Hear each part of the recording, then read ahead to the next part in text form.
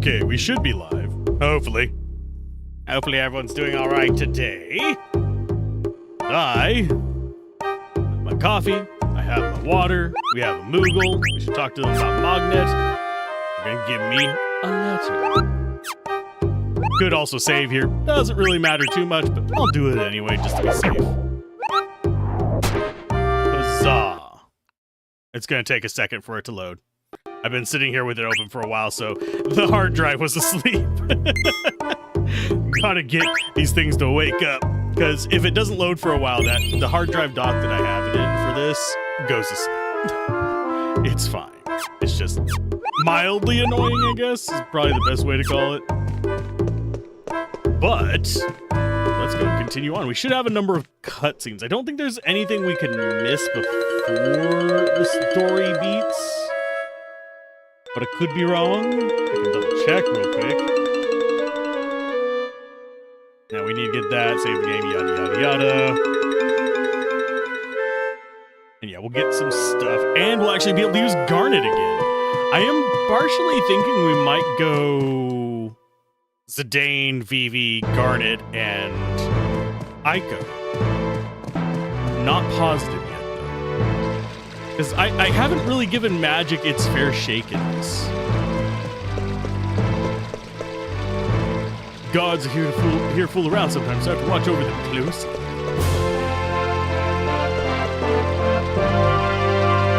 And we're still going to see there's a place to insert a medal. Gonna see that a million freaking times. Okay, so we want to go up and go deal with the now human Sid and his wife.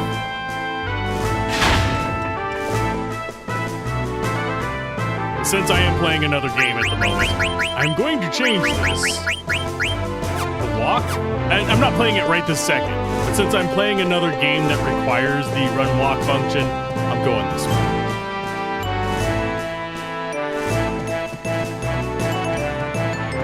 We will get these out of the way.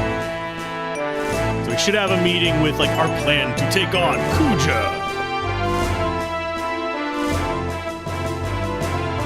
Who's that guy? That's Sid. Can you not recognize his mustache? Big old pointy mustache. I really do need to, one of these days, flip my pop filter over to the other side. That would keep me from being able to see chat as easily, but it would stop whacking me with my hand. What? He's a human again! Doesn't gotta even matter. I mean,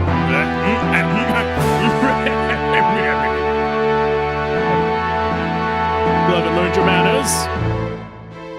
Stop the frog talk now. The silence! Oh well. I didn't gather you all to talk about that. I called for this meeting to tell you about what I learned while I was in Kuja's captivity. It may provide a hint about where he may be. Okay. I don't see the princess. I shall look for her. I will begin constructing Hildegarda 3. The blue Narcissus will be used for the construction. Now Hilda will tell you the rest. Oh, we get to keep it. Cool.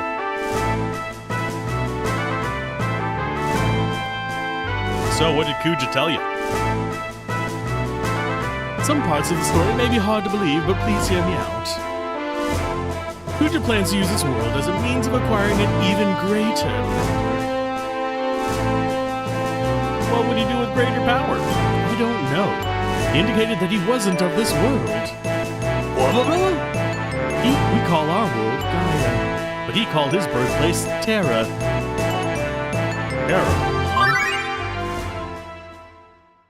Team!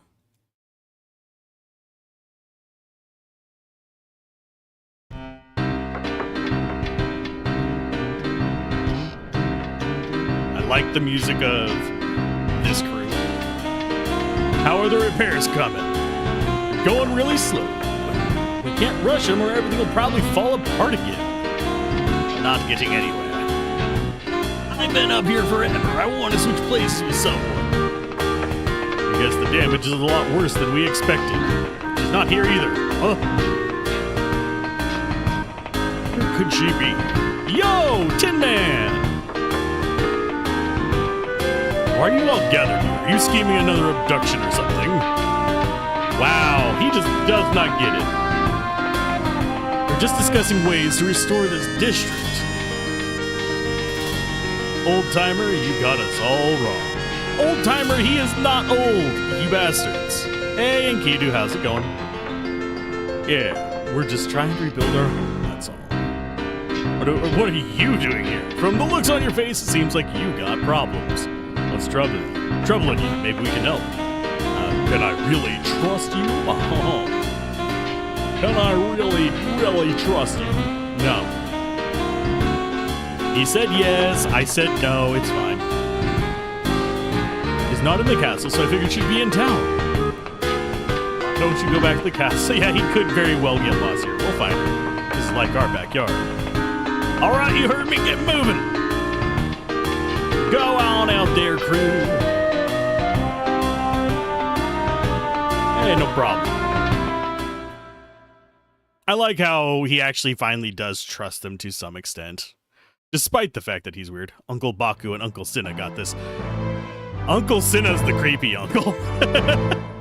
This terra seems to be connected with a place called the Shimmering Island. I don't know where Kuja went, but maybe we can find him if we go there. Unfortunately, you can't get directly to Terra from the Shimmering Island. Everyone would have discovered this other world by now if it were that easy. I'll tell you. Just listen, damn it! The gateway that connects the two worlds is sealed, but Kuja said there's a place where the seal can be broken. He said it's an old castle located in the northern area of the Forgotten Continent. We've been there. An explorer left a record of his trip to this particular castle in the Forgotten Continent. If I remember correctly, he wrote that the cliffs were too steep to explore. Other than that, very little is known about the Forgotten Continent. We're going to say Forgotten Continent about 97 times. Which, this place is probably going to replace it. Well, since the castle doesn't have a name, let's call it Ibsen's Castle. Why call it Ibsen's? Okay, yeah, we don't know anything about the world beyond the continent. Ah, now we get more cutscenes. Or, sorry, ATEs. These aren't cutscenes, they're like in-engine scenes.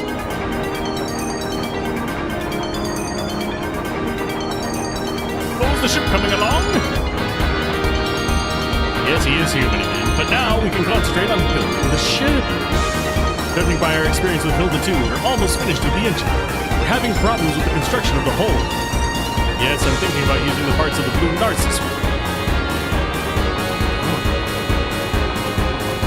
I realized that the Blue Narcissus was a well-built ship when I wrote it. There are other reasons, but we must hurry. I already have a completed blueprint in my head. Do as I tell you, and it will be completed in no time. Let's get ready to rumble! Let's get ready. There we go. Active time events. 8. Food. That's all I heard. You may find a clue if you go to Ibsen's Castle. So that's the last place we're going. Did you ask Kuja about all this? These are all things discussed voluntarily. He became very impassioned as he spoke, and he volunteered information without even my asking. He probably thought telling me his plans wouldn't affect his grand scheme. He's right, his power is great and we're at a disadvantage. But I can't forgive Kuja, he toyed with my friends' lives! For their entire year of lives. True ship hype? Exactly. Now we know where we need to go. The problem is getting there. I guess we'll have to wait until Sid finishes building the Hildegard 3. Troubling news! What? The members of Tantalus aided me in my search, but not Limbo. There's only one place. I think so. You guys wait here in Limbo. I'll be right back. He just travels halfway across the world. It's fine. It's fine.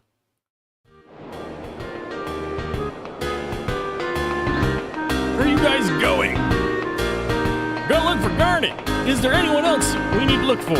No, but we looked over there already. Go someplace we haven't already looked.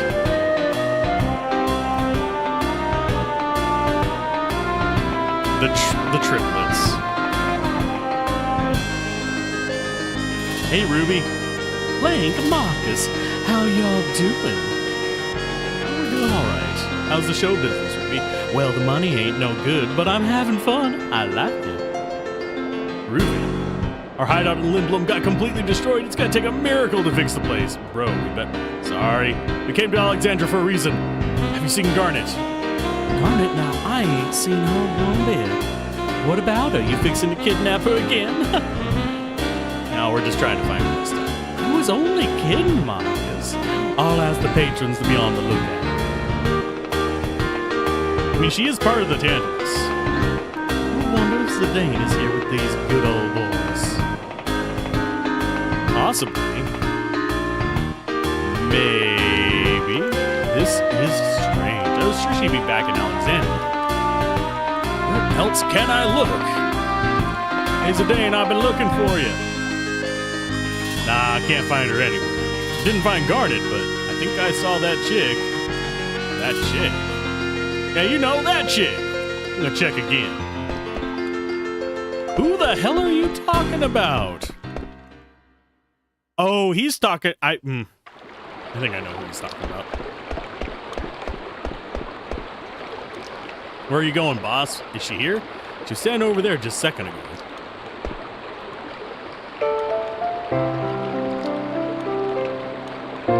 Yep, it's who I thought it was.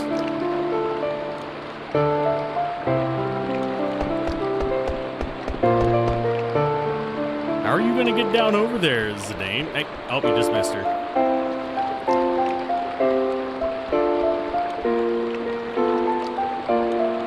I really wish she was part of our team.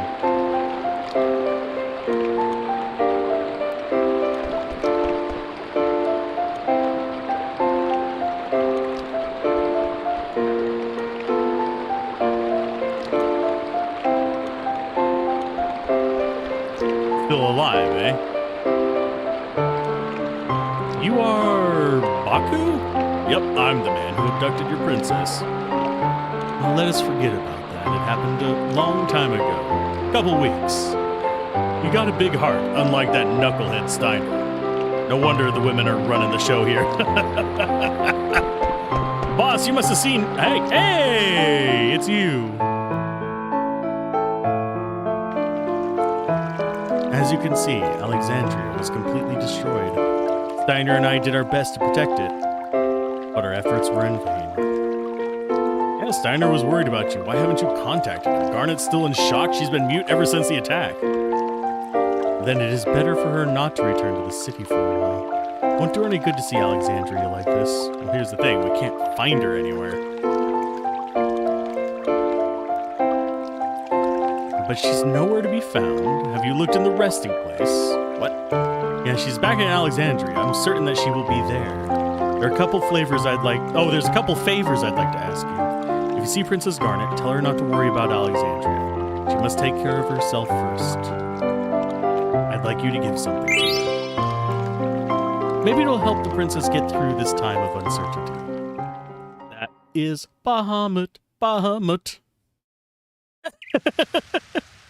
Do a little happy dance.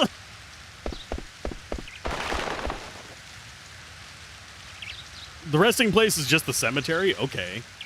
Why didn't we look there in the first place? And I just realized nobody told me. Is that a little better on the audio? I guarantee you weren't able to hear me for that first, what, 10 minutes? 15 minutes? Okay. Been looking for you, Garnet. Zidane! Hey, she can talk! I've been thinking since the disaster. You just haven't been speaking. I've been thinking that I have to become a queen and bring peace back to Alexandria. You're not going to complain about Rose of May blowing your ears off? Understandable. The music in this game is really good. It is amazing. It's probably one of my favorite Final Fantasies music-wise, so... I'm not disappointed by it playing loud. That's why I came back here, but can I stay with you guys for a while longer? Can I ask why?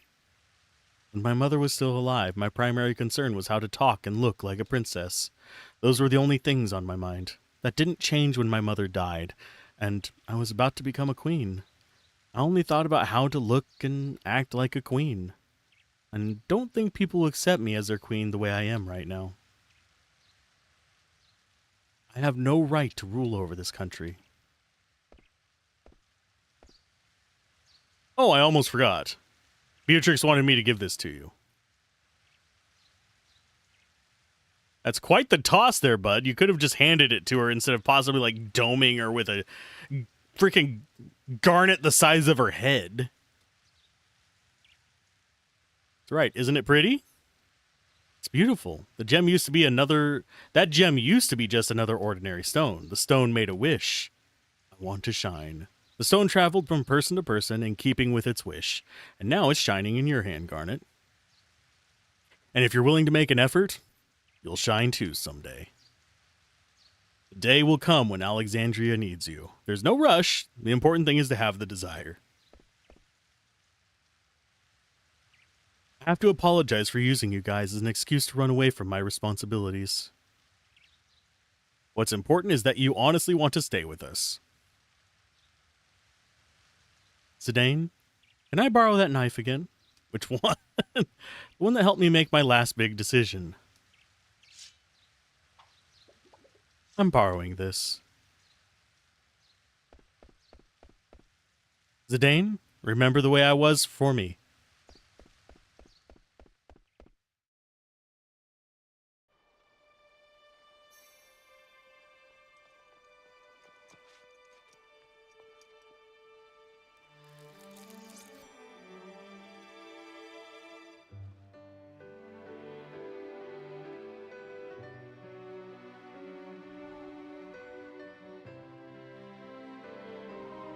Now a fish is going to choke on that.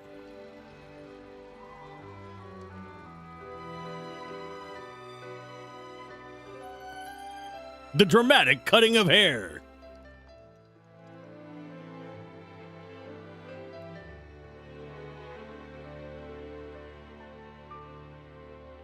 Yep, it's true. As soon as you cut your hair, you enter your badass arc.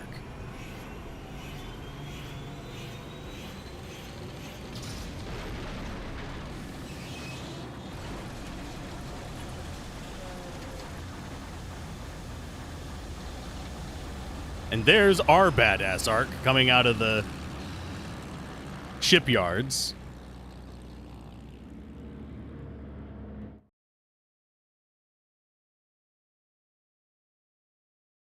It's not my favorite airship in the franchise, but it's definitely one of the better ones. What happened to your hair? Princess, what have you done? She chopped her hair off. It's fine. Zidane broke your heart, didn't he? How dare he? Is that true? Hold on, don't jump to conclusions. Zidane's right, Aiko. Yeah, she can talk again. Yes, I'm sorry I made you all worry. She had a hairball. She had to cut it off. Anyway, it's okay, but your hair, it was so beautiful. Short hair doesn't suit me. No, you look great. It's actually the same hairdo as her, almost. Except she has cat ear bow thing going on. Aaron, you know our destination. Yes, Ibsen's castle on the Forgotten Continent. We'll go there to find out how to enter Terra through the Shimmering Island. I'm sure we'll find out more about what's going on once we reach Terra. Hopefully we'll learn about what Kujo wants to achieve. Please check by pressing select after we depart. You can also press X on the bright spots on the map, and the ship will take you to those locations automatically.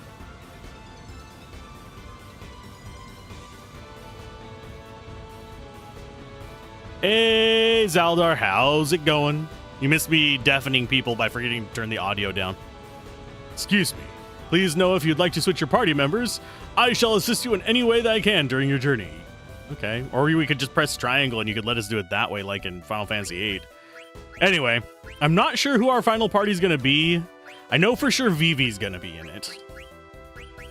It is a toss-up as to whether I want to go like full magic party, like this, or whether I want to lean into possibly Steiner or Freya. I'm pretty sure I don't want to be going for Kina, but Did Gil sort you out?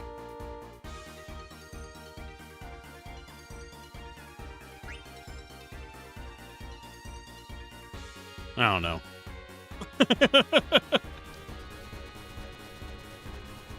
We should all just switch to using Gil. Anyway, forward to the deck to reverse and disembark. Switch navigation map. Okay.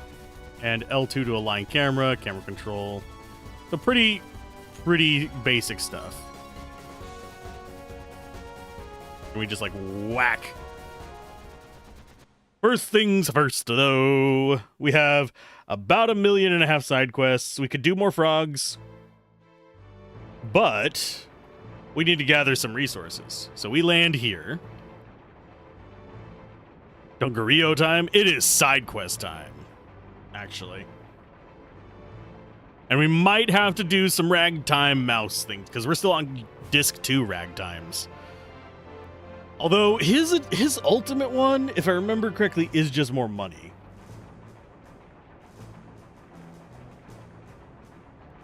I mean, there's the protect ring. The rest of it is just XP and Gil.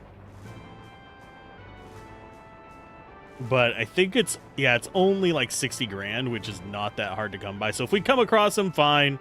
I'm not going to go out of my way for that. We have go to the bridge instead of taking off.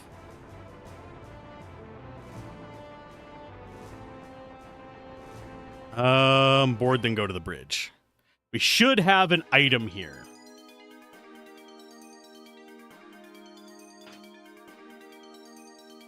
One second, I have a sneeze.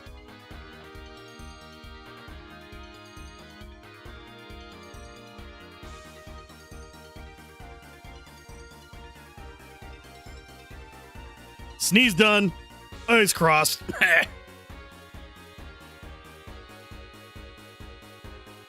Oh, lordy. That was a sneeze I needed a drink after. Anyway. What friendlies do we got left? Probably a few of them, actually. I don't know if we missed any of the early ones, which it's not going to tell us if we did. We've done... If we did get them, and I just don't remember them, we've done up to Jabberwock. So we have Feather Circle and Garuda left to get, and then we have Yawn in the Vile Forest. But I think that is Disc 4 required, but I could be wrong. But, oh, never mind. If you try Yawn before doing all the others, it'll ask if you found the others and then run away. So we could check on Yawn after we do Feather Circle and Garuda. Which is... I don't really know if I want to farm them, but it's fine. There should be an elixir around here somewhere. But, yeah, if we finish it... We could do optional bosses if we wanted to do that. I don't know if we're gonna or not. We've been on this for a couple weeks now. But let's see. This is a ladder to nowhere that actually... Okay, go to the bridge instead of taking off on the outer deck. The screen you first enter is a ladder to nowhere. This actually holds elixir note. Okay, yeah. There should be an elixir in here somewhere.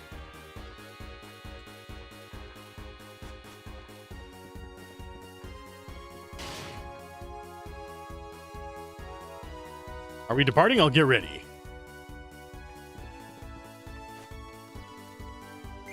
There we go. Garuda is easy. Feather Circle, 10% spawn chance. Could take a couple of encounters. Yeah, we gave it about 10 encounters before. But... Oh. I don't know why. Allow. There we go. I don't know why that one was caught by auto moderator. I think it was the dots, oddly enough, and I don't know why. Oh, I know why it was caught by... I have .co as a URL filter. In case you're curious. That's what it caught. Because instead of could, I thought it was a .co. Okay. Derpy auto mod. Okay.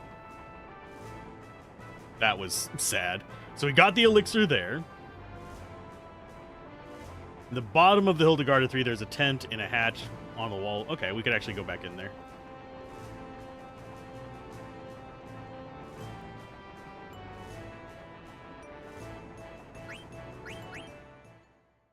I'm just trying to get all the odds and ends done, and then we'll go up after the friendlies probably next. We still need to get one more chalkograph piece, I believe, because we are currently at... No, we need 2 more chalkograph pieces. Now we're currently at 4. We need 6. That'll give us the next chalkograph we need to get the air one, which will take us to... actually end game choco stuff. Which is a pain in the butt. We should be able to get there. That said, I should probably equip people with stuff. As I slowly choke on everything. Okay, so you don't need any of that. You actually learn healer from Garnet.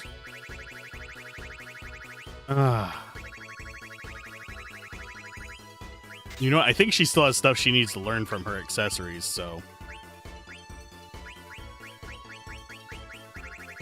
Or does she? Yeah, she still has a couple. I'm gonna go ahead and get her maiden prayer, and then we'll worry about the other stuff later. Oh, and we need to unequip the other characters' butts. I'll do that whenever we get back to the bridge.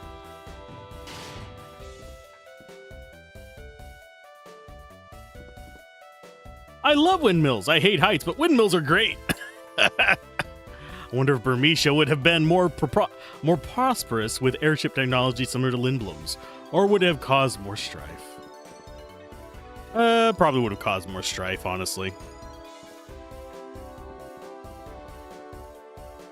The engine's working fine. Engine fire looked like kitchen stove, no? Thought there was a tent in here or something.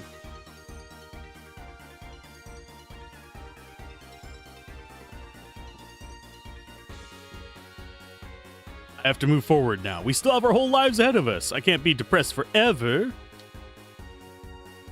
Come on, go over here. Once the restoration is complete, the Alexandria bustle with airships like Lindblom? Possibly. Yes, I'm going to swap party members because I'm going to unequip the rest of these idiots. Because I don't think we have to swap characters again. We might, but... if we do, we can always just equip them then.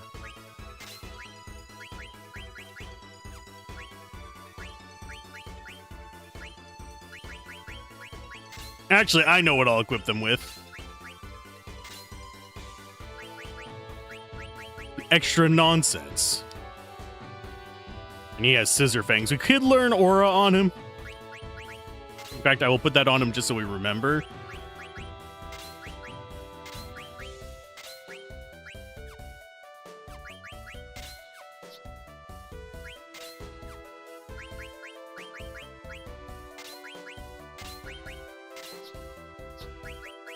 And you already have Heavy Lance done, so that just leaves Dragon's Hair left for you. So you are actually probably pretty strong already.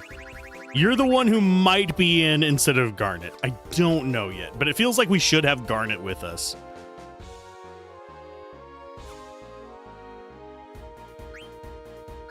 So that's them out. You get to come in.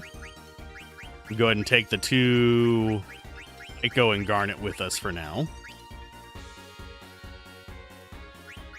And equip you with Absolute Bupkis.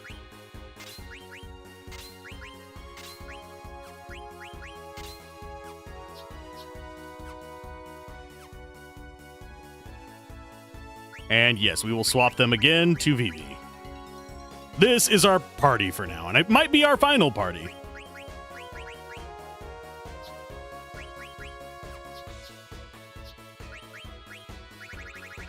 Why can't she equip? Oh, she can equip the light robe. Yeah, you get the light robe. Egoist. Golden hairpin, I believe, is worth it. Yeah, we'll go with the golden hairpin on you. You, I think we can... Nope, we can't get another golden hairpin on... Dang it. Black Hood versus Red Hat. I think Red Hat is going to be better for you.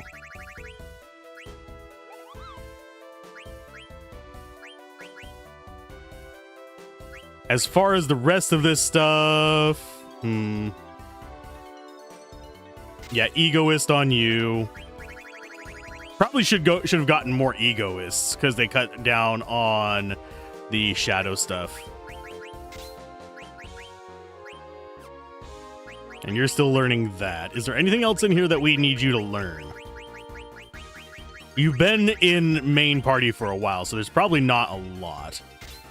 I think Pumice Piece is going to be the only thing that has a lot for you to learn. No, there's a few. Oh, Madine! Yes! That's going to be her other summon. And I think the only summon you have left to learn is the one on the Garnet there. But he'll get that the healer from it relatively quick, especially since we have ability up. That she'll be able to run through these easy enough.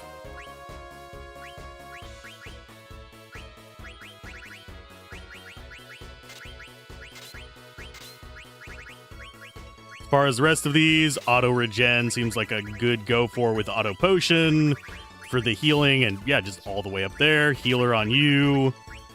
Get rid of Loudmouth Body Temp and Guardian Mog. So you can get auto regen as well. You're the only one without auto regen learned, buddy.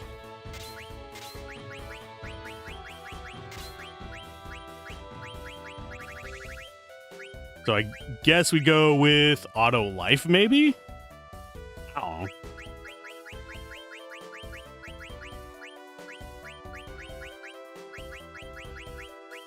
Go with distract and HP up.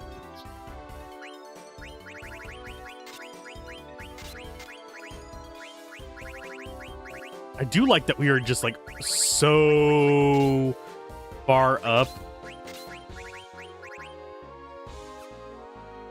that we don't really have to worry about a lot of that stuff. Okay, let's go find that tent. It should be... It says it's near a ramp.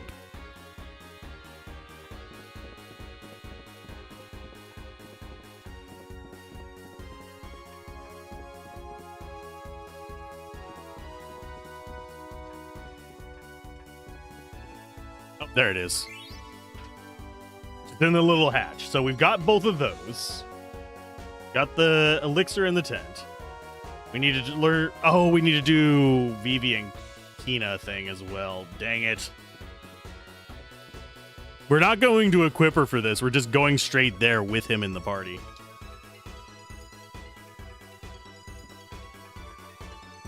We're just trying to get the side questy stuff out of the way.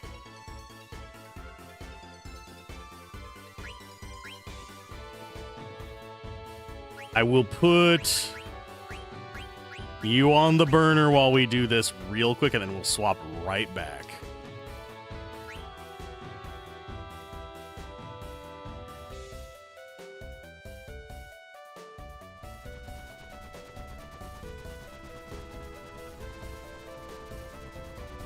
Okay, where we need to go is going to be...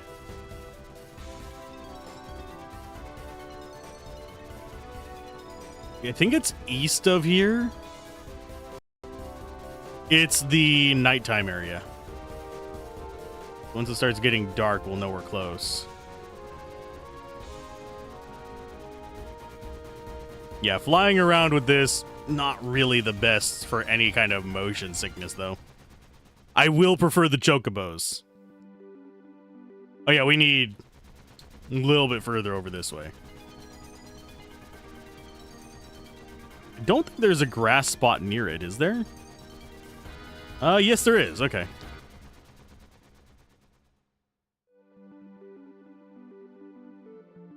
But yeah, this will just get us another pair of running shoes, which are nice to have for learning auto haste, and they boost your speed too, so. There aren't a lot of ways in this game to boost your speed, sadly. Now that I think about it. Which is kind of unfortunate. Speed in RPGs is generally an interesting stat. I mean, it's an interesting initiative in D&D's, even somewhat interesting. But in a lot of RPGs, it lets you get those multiple turns in before the enemy gets one. It's broken if you don't have to do it to beat Final Fantasy Tactics, but it's broken in Final Fantasy Tactics if you grind up speed. Something smell. Speed is usually stage 1 of OP-ness in RPGs. And yes, I know what that sounds like. What's wrong, Quinoa? You just came out of nowhere. You know smell? Something smell wonderful. No, my nose doesn't work like yours. Ay. It's amazing, Zidane. It's miracle. It's a feast. Is it really a feast? It's unbelievable. I know not where to start. What I eat first. Oh, he's so good. Oh, he's delicious. Delicious. I no eat anymore. What happened? Feast gone. It's not true. I saw with own eyes. Just running around. I smell something this way. Quinoa? Jeez. You stop. Oh. We got another one. I finally hear. Who you? You the one show me illusion? I Quan. Is illusion only if you see illusion? You saw because travel around world. One too many frogs? Exactly. Is cheap trick. Master, what you talk about? He my former master. He run away and escape training. I know run from training. It you who make mistake. Huh? To eat everything not true way of gourmand. Or student already start to realize. Quinoa, what you saw, you used imagination. Is your imagination you used to eat? Not no, but it tastes like real food. It's all good. You travel around the world and gain imagination. People who have no imagination, no taste until they actually eat. You use imagination. It's possible to taste all food in world. It no matter if it's story someone else tell. It's possible to eat with your imagination. How did master learn to do this? Is because Grandpa! Ah, Vivi, you no grow much at all. Is thanks to Vivi learn about imagination. I teach Vivi, who not know anything about world outside. My imagination grow very big as I teach him. To eat same as to live, Vivi, you understand? To see not only thing, to think and talk just as important. Life end when you die, but imagination share with others, live forever. My spirit almost gone is where my imagination end. No need to be sad, Vivi. As long as you imagine I by your side. Quinoa and Quail, good luck.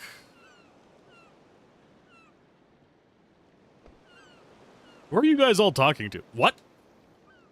Quinoa, I start over from beginning. Oh, who were you talking to? You know, see? See what? I saw you guys talking into space. He used the, food force.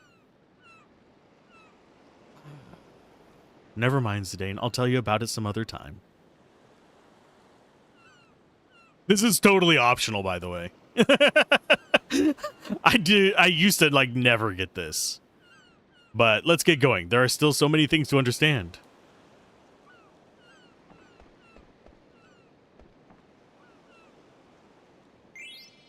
All that for running shoes. I don't think there's anything else we can do here. We still need to get Sky Chocobo.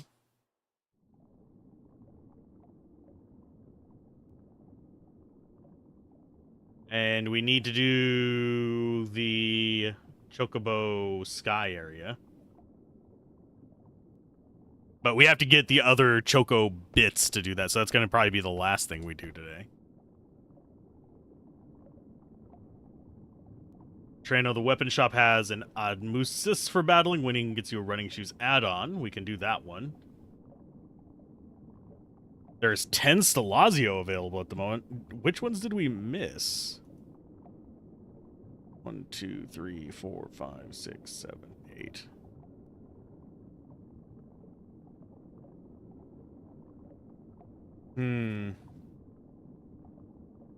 I don't know which ones we were missing.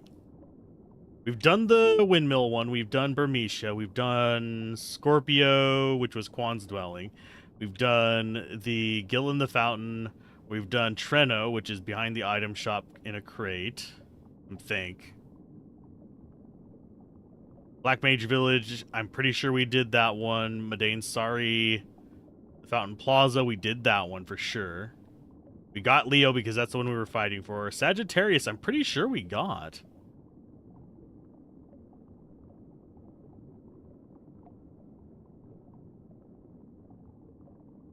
So Aquarius is in Ipsons and Pisces is in Disc 4. So it'd be Deguero? Where was Deguero?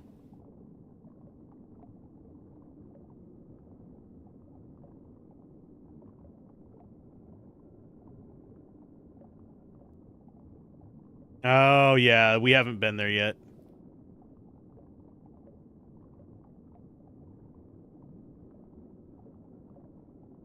So, there are 2 more that we can get right now.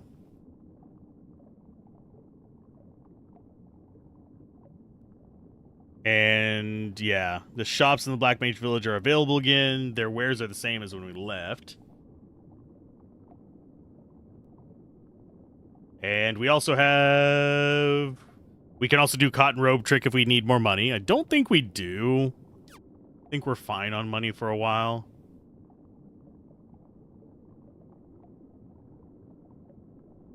And we can also fight an optional boss if we want to, but we don't really want to do that.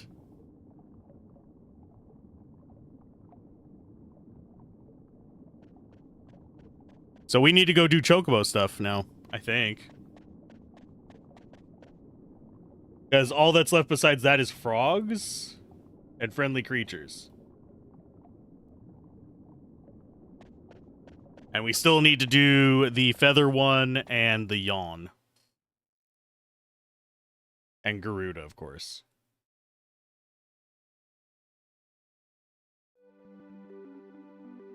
And do we have a Kupo Nut?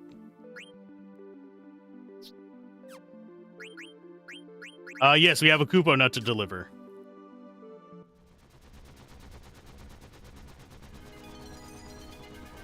So I think we'll do the frogs first. That way we can get Quinoa out of the party. And then we will go do the other nonsense. Yeah, I wish I could turn off the camera tilt. I cannot. So we're mostly going to be going into straight lines. Oh yeah, we have to go onto dirt.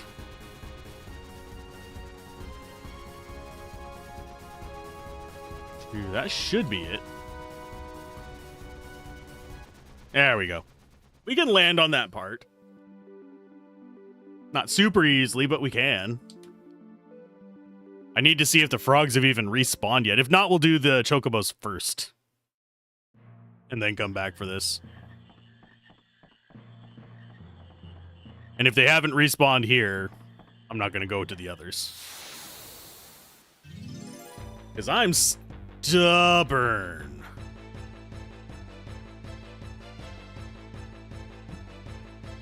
Now I'm curious.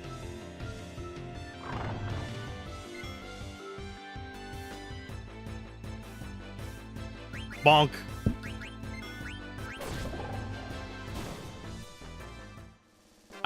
I should, whenever we hit disc 4, I'm going to put up the poll You guys have any special requests, put them in now. Although only 4 things can fit in the poll, so you're going to have to choose wisely. I'll probably choose just my favorite 4 of the requests. Obviously, Final Fantasy X is going to be one of them. So that's the one you're going to be competing against. Ooh, yes. Sure, just for a bit. So we need to leave 3 unless we're going for 99 this time, and we're not going for 99 yet. We still have a few more runs through here to get, even up to like 60. I'm glad the yellow frog is up in the top corner this time. That way I don't even have to pay attention up there.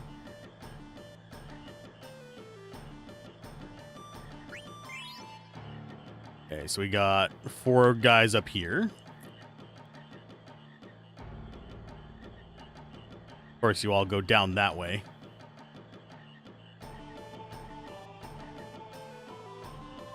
Come on. You can... Come on, hop up here, you fool.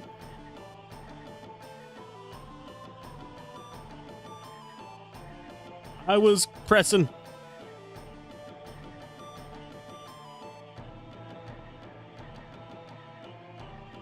There you go. There's 52. And yes, we're going to all of them. I don't know what the reward tiers are in it. I think I do have... I don't have that open, actually. Frog catching is going to be... Yeah, 45 is battle boot. So we've gotten all the normal ones. We fight Quail at 99. We do probably want to go up to that point. He's got a robe of lords for stealing and a glutton's robe. I don't think we're ever going to get the robe of whatevers. But he does have Gastrofork. And Frog Drop is probably pretty powerful now. Do we want to fight Quail?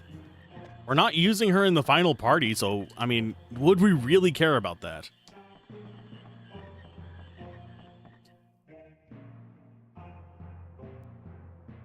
Do we care about Quinoa? She's a little seedy. We'll keep doing it because we're probably going to have enough frogs to push to 99 if we really want to. Okay, so we have one up this way.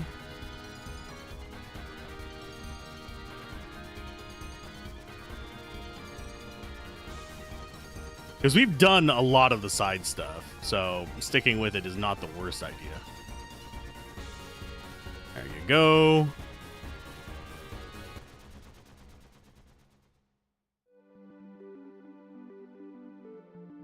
But yeah, after we get done with the frogs, we go do chocobos for a while until we get the 2 more chocograph pieces. I think... Don't know if they're going to be in forest or if they're going to be in water, but I think the water one's easier for me to do at this point.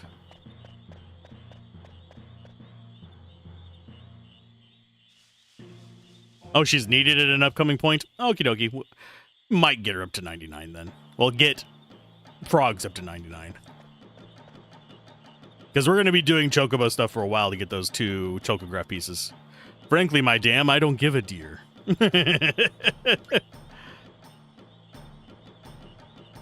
Stroke I have.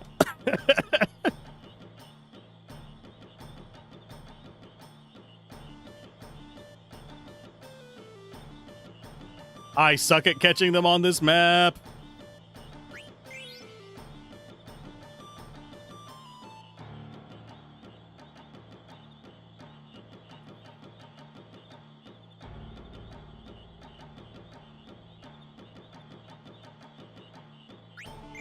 There's a baby frog here, too. That means that we're a little bit close on the...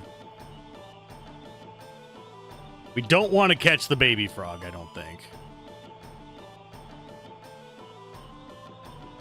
Got you. Ah, you bastard.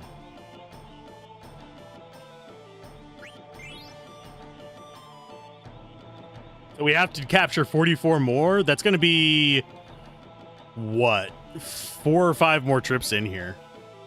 Actually, no, it's going to be 3 more trips in. Okay, so we have, we have to leave those 3 behind. And then the next one we go and grab is west. I think there's 2 to the west, aren't there? There's the one north of, on the northern part of the Forgotten Island, and there's the one on the south. Yep, you can go to all 4 marshes pretty quick.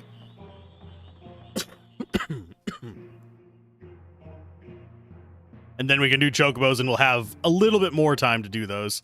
The thing is, will I be able to make progress? I think we'll have the opportunities. It's gonna be close. What I think would be hilarious is literally just doing a run where you just wait around for that first frog place and just get 99 to go with it.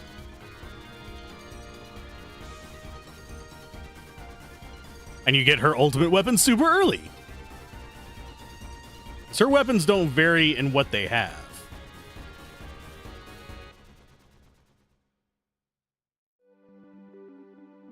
And once we get the air chocobo, we can also do this quickly too. I forget where all the air chocobo can land, though. Sky chocobo, whatever you want to call it.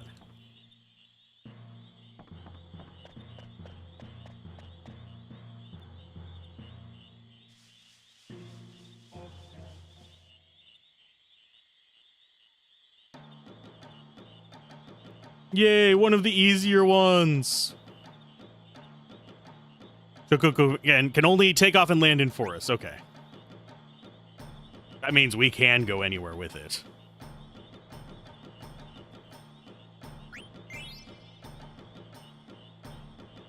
This one's also super easy to overfish, by the way.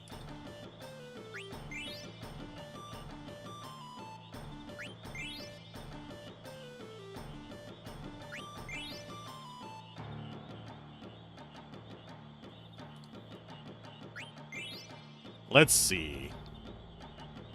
I need to probably double check that we have a male and a female here. That one's the female.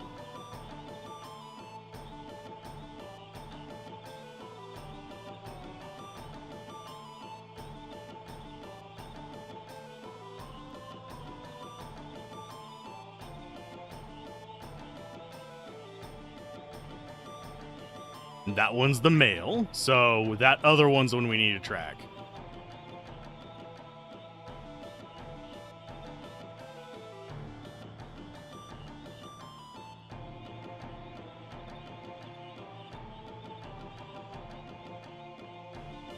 I'm gonna get you.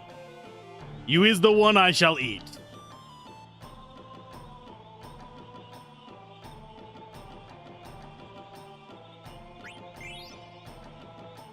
There we go.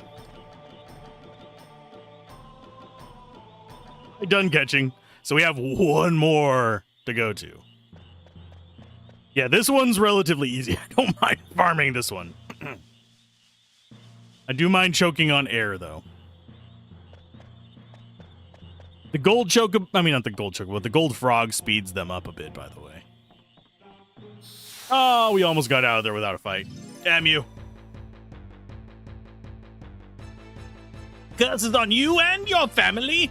Yes.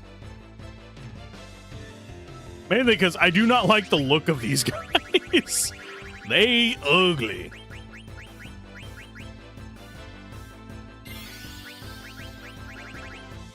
So frog, if I remember correctly, is just based on the number of frogs we've captured. So bonk. Let's see how much damage it does.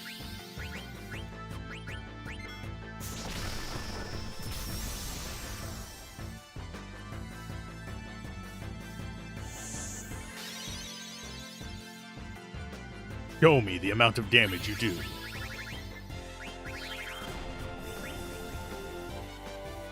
Uh, 2, 3, 5, 6. That is not a lot. Let's go with...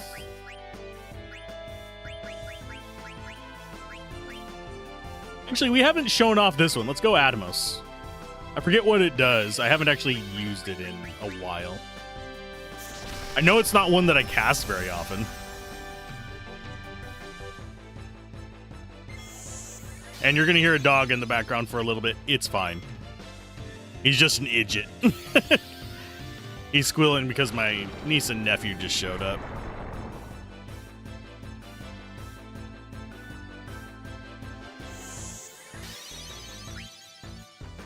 Frog drop. Puppy? No. Dude's an old anxious man.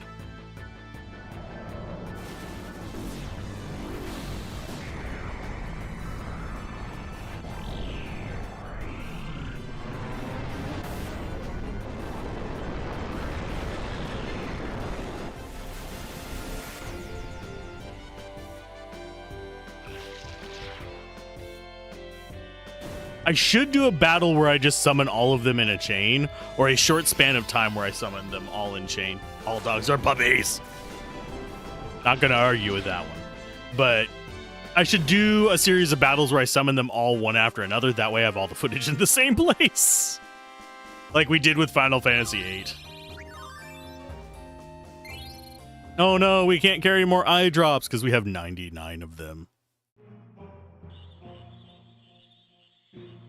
We've got 99 problems, and eye drops are not one. We're actually getting to 99 of a lot of the recovery items.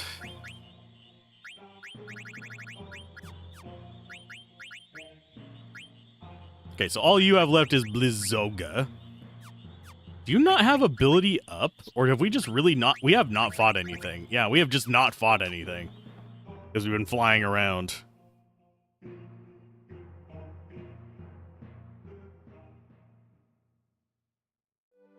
Maybe we should? Maybe we should fight a few things? Where did we park? Oh yeah, we need to go get a cactuar as well. I keep forgetting about that. I don't wanna. Can't make me, you're not my real mom. Yeah, we'll go Fyraga. We'll do Ifrit.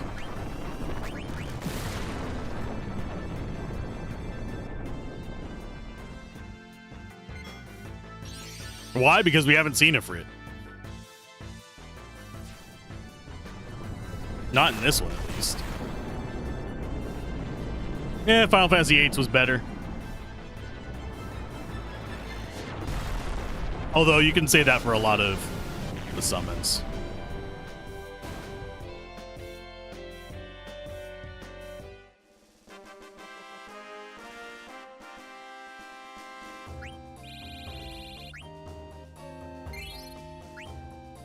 Does it make you feel bad whenever you just can't carry anything because you're already too full of items? Must be what it's like to be Bezos. Okay, straight south. It should be here on the right.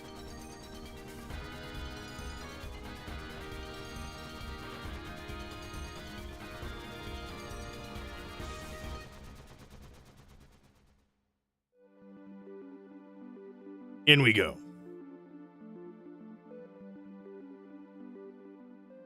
Trying to think what else we want to gather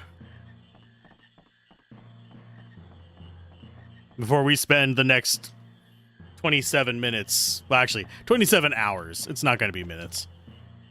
It's going to take us forever to find those chocograph pieces. All 2 of them.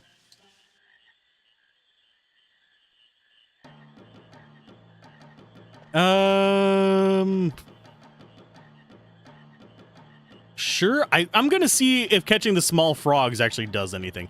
This one I thought would repopulate by now, but I guess it didn't.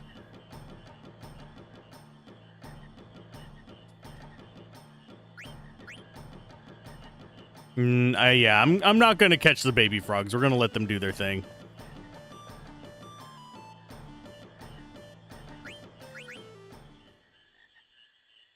So we're in the 60s. We need at least 2 more trips, if not 3 more trips to these marshes. That said, I think we can go beyond 99.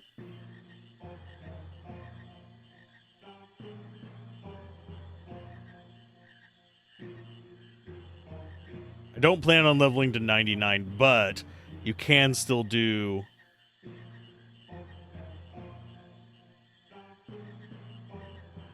other stuff with it. So it's whatever. I'll be on the fence about it.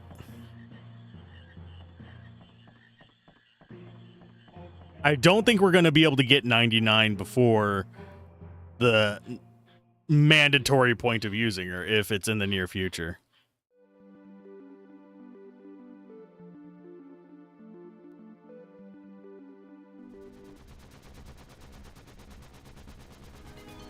And on that note, let's go ahead and swap our party back. We're using a suboptimal Kina.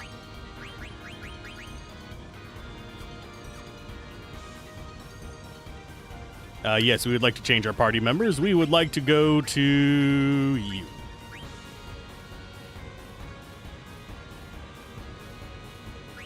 And off to our new destination. Yay! They were late, by the way. Hey, we're supposed to be here an hour ago. Okay, so we have Large Island over here. I forget what this one is for. For some reason, my brain is saying it's still important. I think this is a place where we can fight some things. But what we want is chocobos.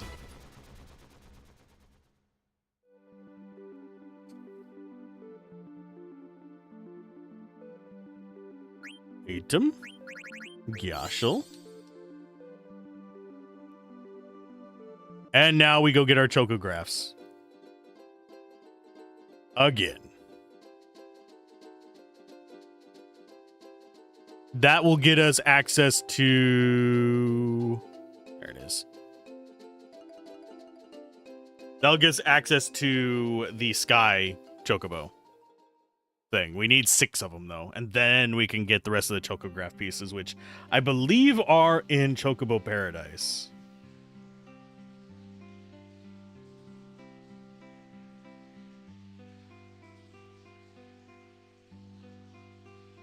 Yeah, because we need 6 pieces to get the Mist Ocean ability.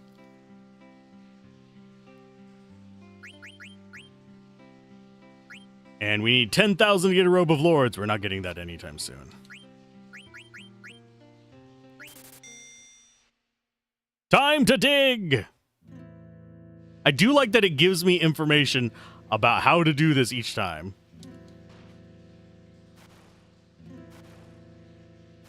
Oh, and I need... After this one, I'm going to actually change it where I'm on auto run.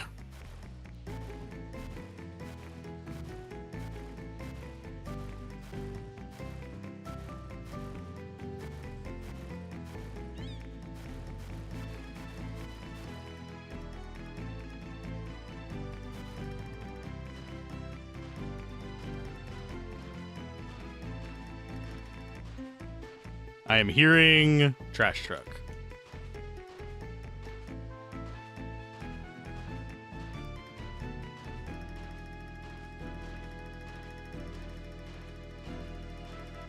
There we go. Damn, I just am not doing good at finding stuff in...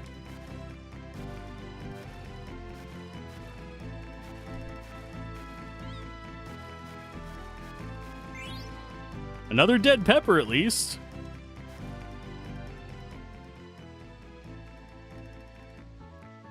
We got 8 points. Your trash truck but just went by as well? Maybe.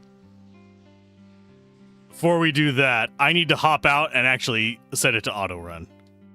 Because that is actually very frustrating to do without auto run. It's actually several streets down, but yes, it did just go by. Oh no, I'm possibly doxing myself. No. This is... This is a very large country. Okay, config, auto run, on. That's a very dangerous place to hop off your chocobo, by the way. Keep forgetting that there's nightmarish things there. Namely, those giant dragons that one-shot us still.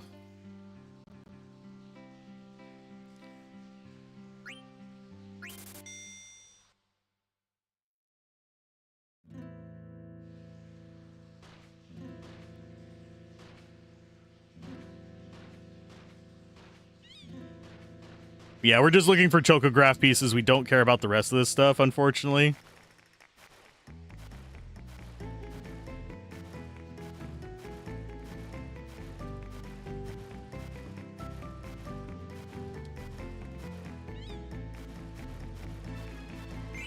That's a potion. God dang it. Give me something good, game.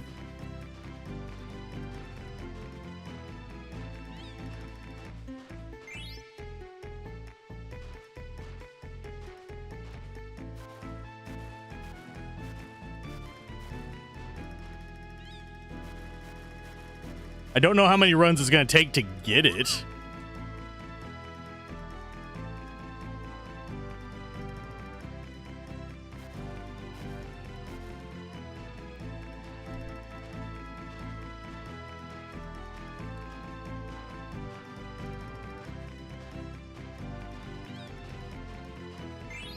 That's another dead pepper.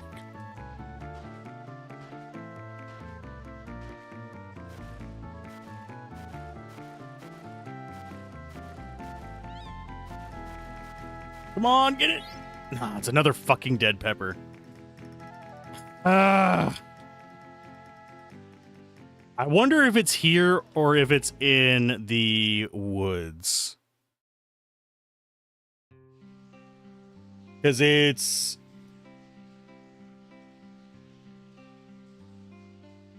You know, we've already got those. I don't know.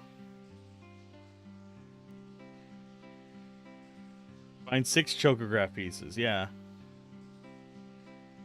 Don't know where the chocograph pieces are going to be spawning at. I think they're here, but this one's easier for me to dig in than the other one anyway. Yeah, this is the like big downside of trying to do optional content is it is going to involve potentially grinding some of this stuff.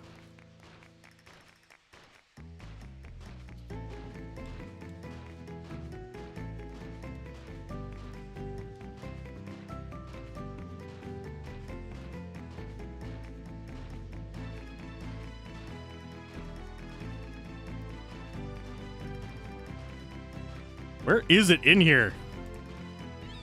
There you are. I mean, that makes some of our money back.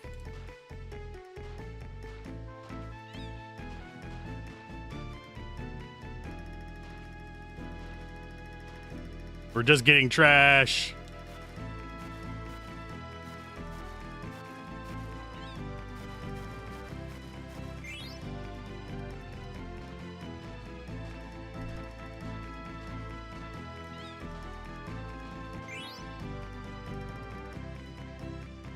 Double time, extra 10 seconds. We might be able to get one more dig.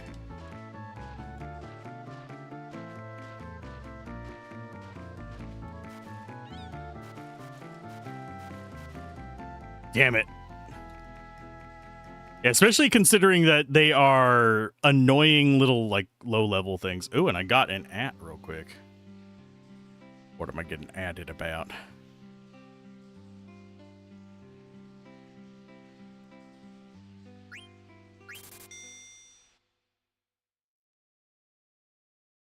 I was getting atted for a joke. It's fine. I'm always a little bit paranoid whenever I do get atted on the platform. Like, if you guys are wondering what I mean, it's basically if I get pinged.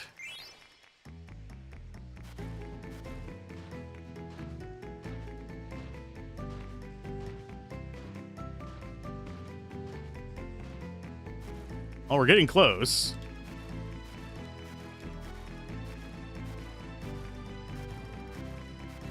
It's in this area. I do think they should have made the hitbox on the diggable item a little bit bigger. Do we need to go try the forest? Is this what it's telling me? By the fact that we just keep getting potions and stuff in here?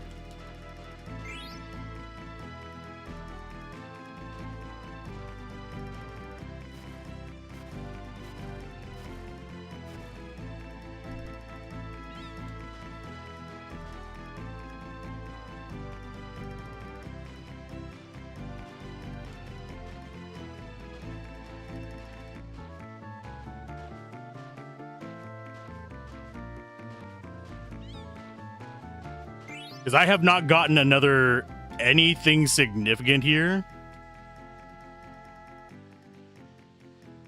since we've tried. I'm going to go try the forest. I'm going to try and get chocograph pieces there. Even though I hate climbing those things, that's might be our best bet. But I think we got more from the Chocobo Forest than we got from here.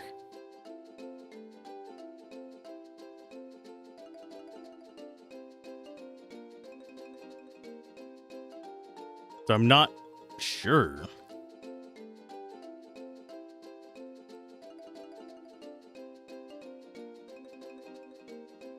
We'll try it though. I legitimately don't know if there's a limit to how many you can find in any given area as far as chocograph pieces go. I know that we're supposed to be able to discover them all by the third one. The only thing we can't do until disc 4 is a dive spot.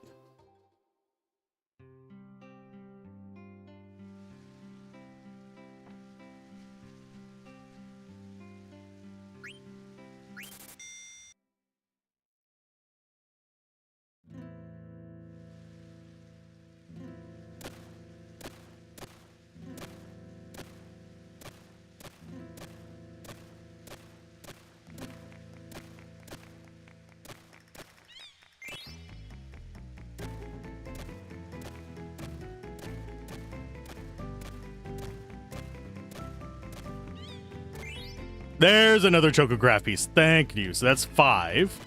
So yeah, I think it is here that we're supposed to be finding the chocograph pieces.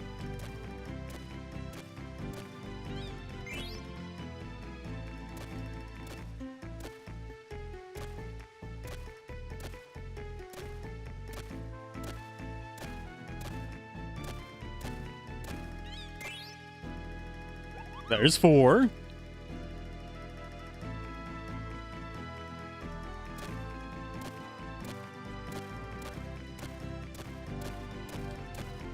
I'm trying to move between those, but it was registering my square press before it was pressing the other ones. Watch a minute tell you that it was the last one and you got to go all the way back to Lagoon. That would be hilarious.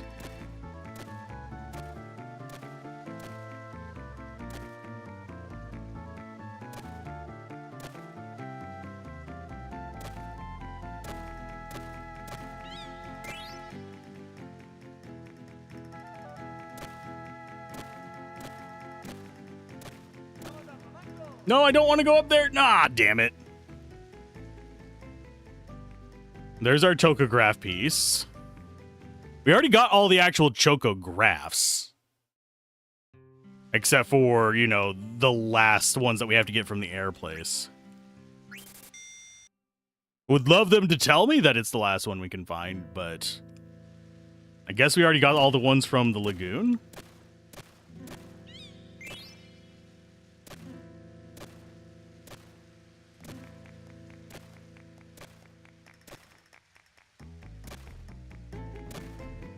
Okay, it's going to be up on one of these.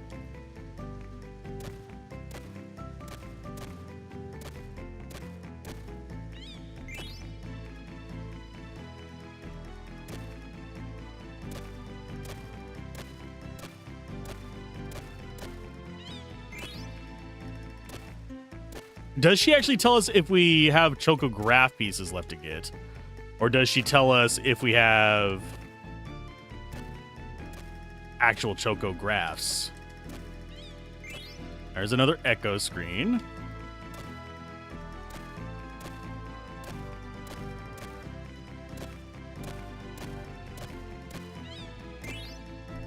Another Gyashel.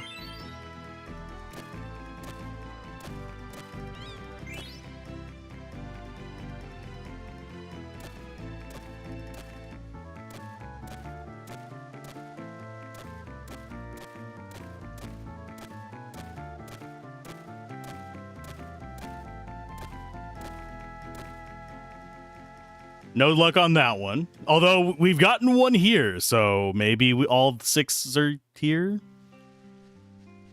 Because I know we got like at least 3 of the other 4 here.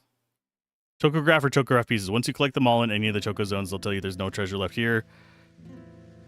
Yeah, they tell us whenever we're gonna have like normal Chocographs.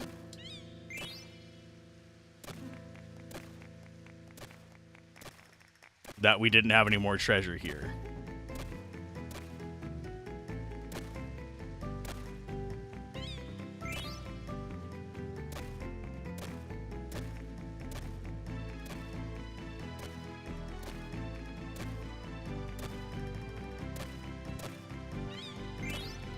And we need more dead peppers anyway, so going around like this is not the worst thing ever.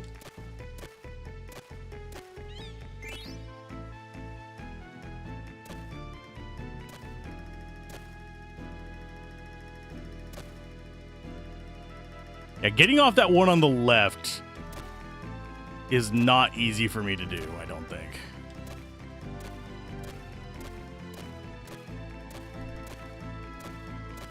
There, if I remember correctly, there is a way to manipulate this, but I don't know what it is. Because there's a speed running thing that people do with it.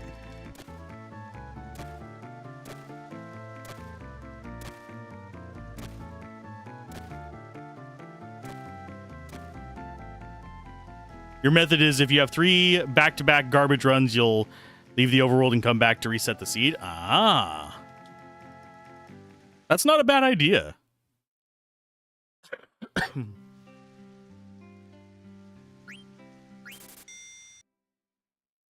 Another Gyashel. How's it going, Deli? Deli meat is good. There's 100 gil. I actually had a sliced turkey wrap for breakfast today.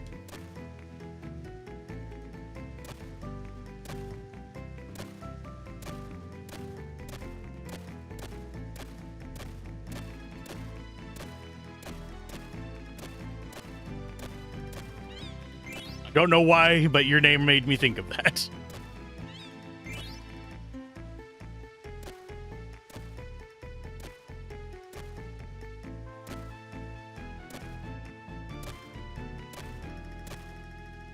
Okay, so it's going to probably be up one of these.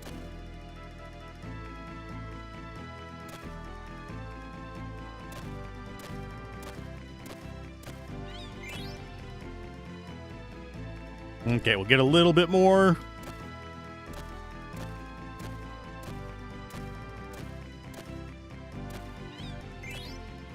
Well, we're getting all the dead peppers we could ever want.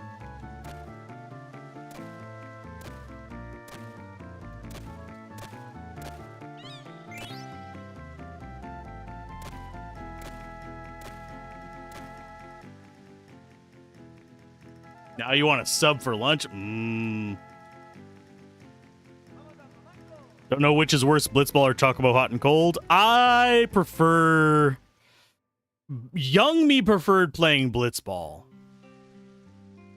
Adult me finds this kind of relaxing.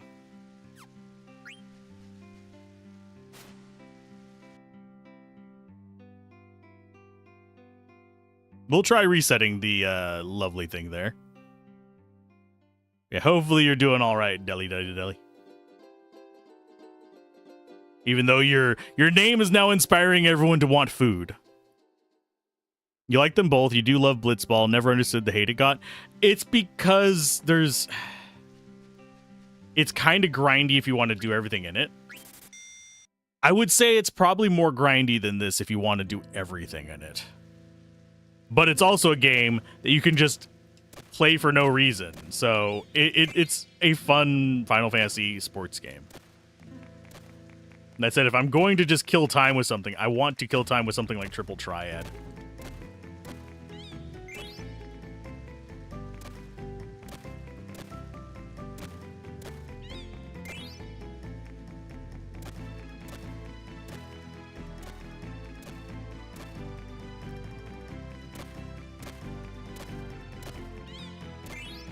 There's our 6th one.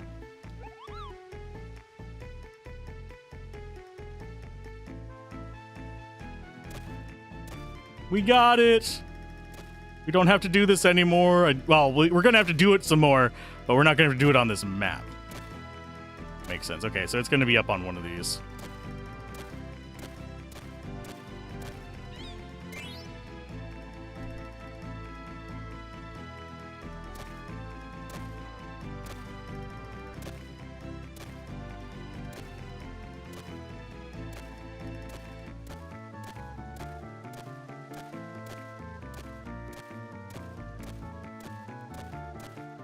Where is it? Okay, we got it soft from that.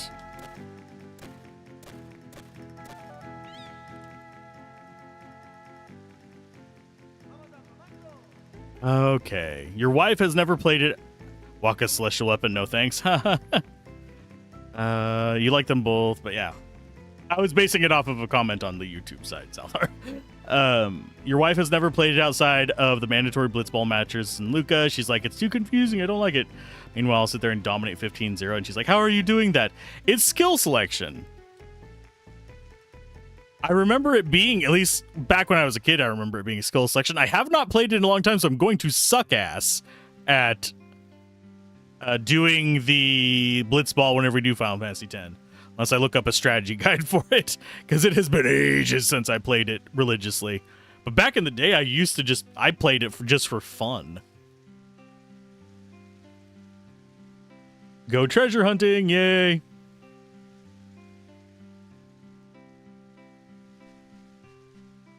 Maybe you can... We're going to go ahead and get Mist Oceans. But yeah, we're definitely getting all the Chocos. So Mist Ocean is the next one we get. This is going to get us air. Although we still need to be getting... I think there is one more Chocograph piece we can get down here.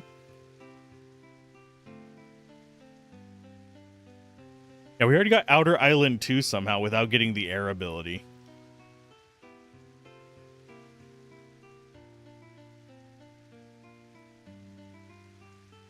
The story match is difficult and requires a decent bit of luck to win usually, but as long as you abuse the free agents and take your time before you play a lot of games, it stays pretty easy. Blitzball match, mandatory one is the hardest, yeah. Yeah, once I remember playing it with a decent team, so it's one of those things. Let us go get ourselves a Sky Choco.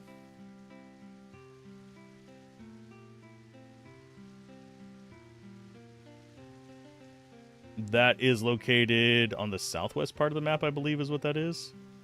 No, it's northeast of us. Okay. Shall we go? I like that both of you are saying about the story match is just a pain in the ass. I don't remember if I ever beat that as Waka. I think I might have once or twice gotten Waka his victory. But I don't remember for sure. Because don't you get like an item from it or something? It's so funny to you that the Aurochs are able to beat the Albed Sykes in the first round of the story, but by far the most difficult team in the league. Yep.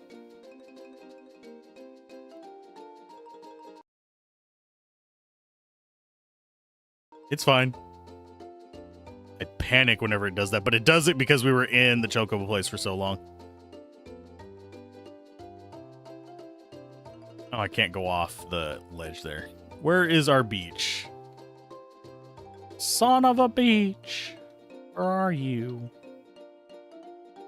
There's our beach. Ta-da! Who needs an airship whenever you have chocobo power?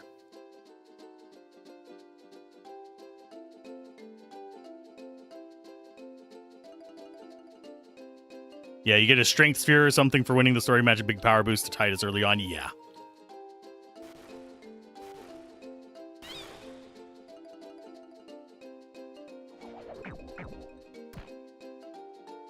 Strange smoke appeared. Getting sleepy. I will have a guide open for it as well, but I probably won't need it for most of it, other than basically grabbing missables. Final Fantasy X's not a difficult game. There's not, like, really that many surprise bosses that'll just totally wreck your shit or anything. It's just one of those that, yeah, it's a good game, and if you want the optional stuff, you might want a guide kind of situation. Wanderer, we await your return. Now you have the ability to fly the boundless sky. You now have all the abilities necessary to reach your homeland.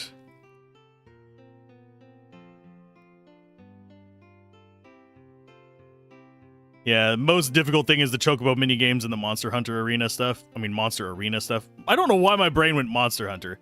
I don't even play the Monster Hunter games. I know of them. I have played a little bit of them. I have a couple of them. I do plan on covering the turn-based RPGs of them. But it's just one of those things, like, I don't have the focus to grind them. If that makes sense. It's one of those weird things that I know I play grind games, but just focusing down specific parts just doesn't always do it for me. The worlds are cool, the weapons are cool, the monsters are awesome, everything is crazy cool. It's just, I think I'm getting old. Oh, and we have an ad, so we're going to be hunting stuff. Yay, now we can fly on the jittery. Okay, so it's going to be one of a few locations, unfortunately. So I'm going to look up where those locations are. Okay. We're looking for a shadow on the ground.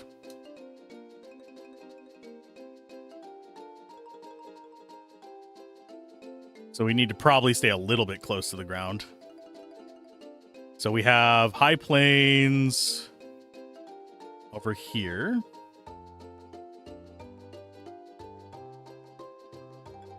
Is it here?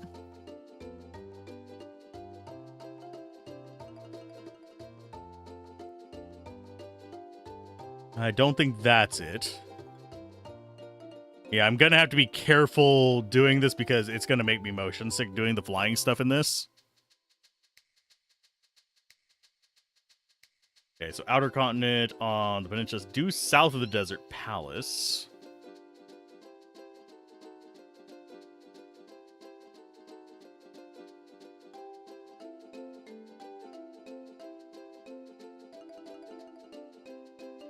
Yeah, pretty much we are just looking for shadows. So if you see it and I miss it, tell me. Oh, there it is.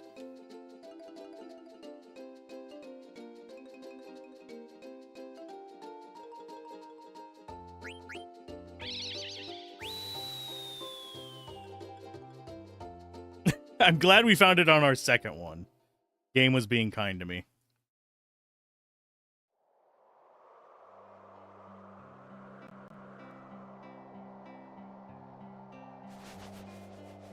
Here, we should be able to dig up the last 3 chocographs. Yes.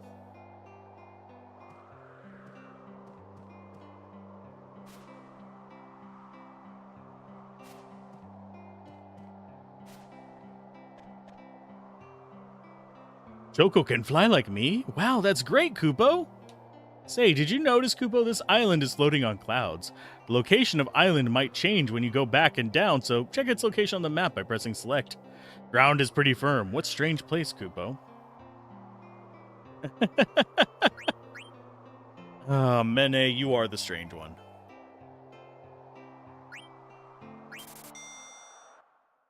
Is it only in the clouds that we get to hunt? I don't remember. I think it's only in the dirt, actually.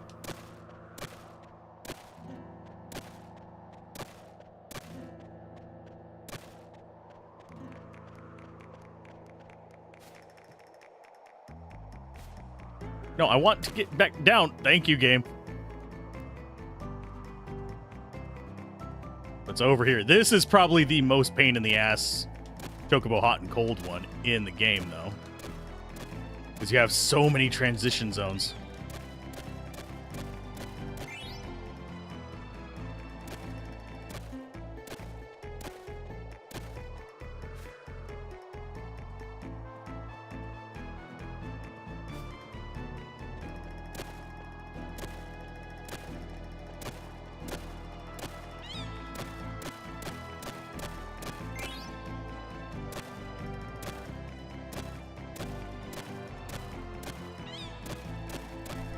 Come on! Oh, we can't carry any more eye drops. We at least got a little bit of progress. But yeah, all we have to do is find the last 3 Chocograph points. We can get the items from those, which is the most important things are going to be Genji armor, and I believe another ribbon? The rebirth, we do get a rebirth ring from it as well.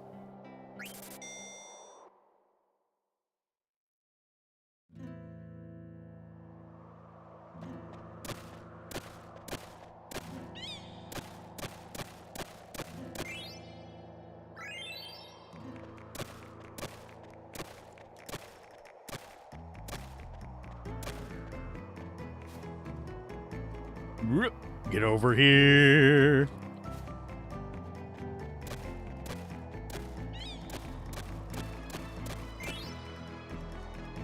We come up here, check this. Come back down and do our lap around this.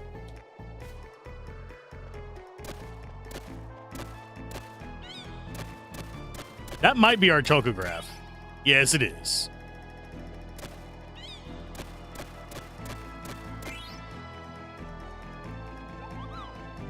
And we got our 4 items for the first time.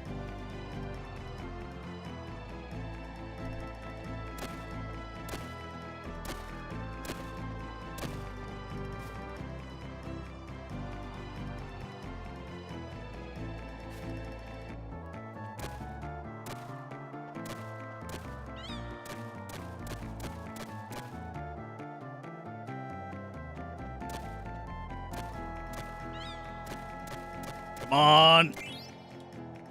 We get extra points for the boost there. That actually is really handy getting our beak level up, because that's going to make us able to actually get through these fast enough that we could get the 4s a little bit more reliably. We have 2 more Chocographs to go. Got 101 points on that, though. Are we going to get the 10,000 for the robes? Probably not before we get the Chocographs. If I ever get them, it's going to be pretty much just off-camera grinding on this. I don't think we'll ever get the Robe of Lords.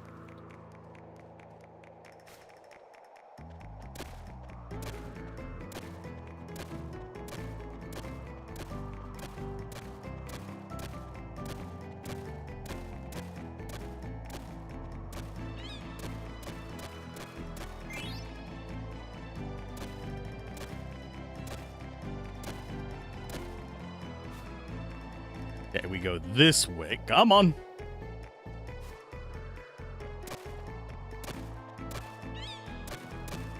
Is this the other Chocograph? Nope, it's an echo screen. Damn it.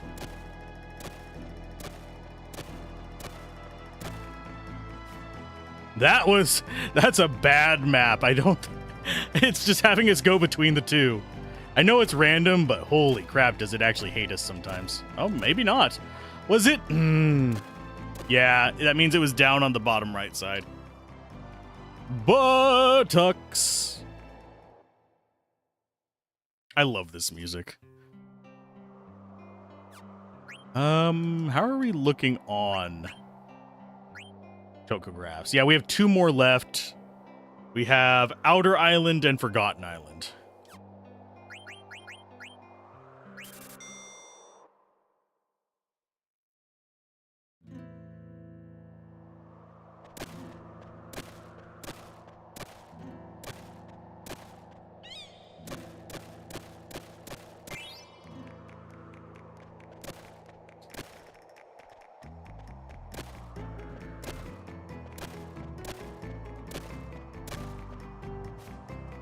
And yes, we do absolutely want to check the entire crescent before we hop onto the next island. I think this one might be another chocograph. Nope, it's 500 gil.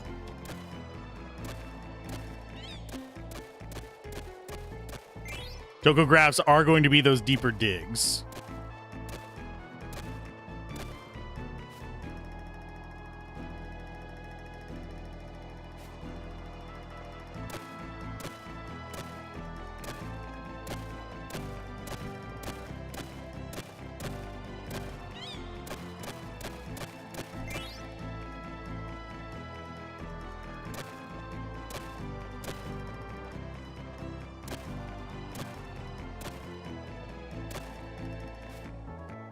Okay, so it's going to be on this island.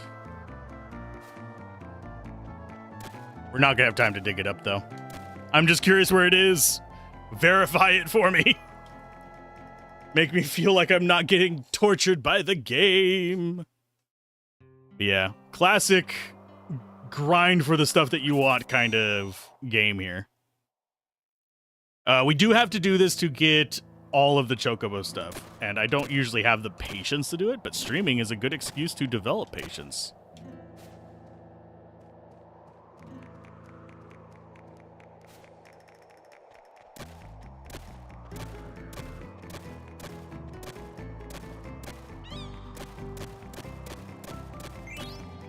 Yeah, another Phoenix Pinion.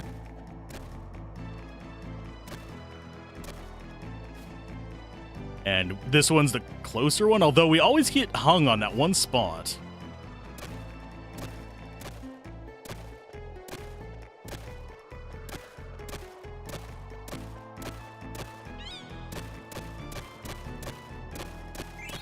There's our... We have one more chocograph to go.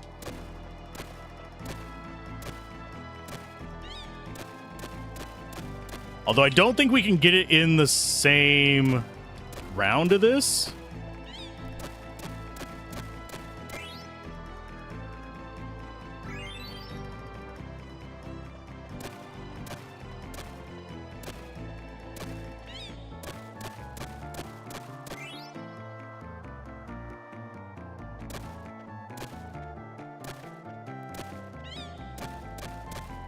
Come on, there we go.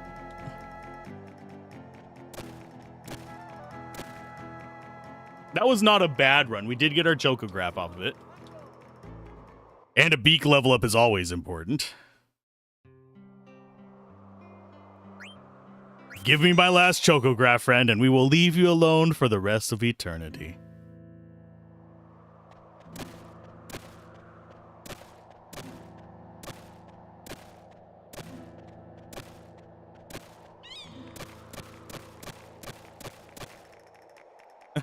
Fill up on ore, yep. Come on.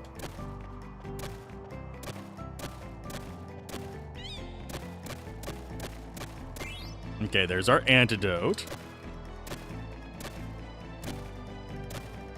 This one at least has fairly narrow passageways, so you can just check them by pecking along.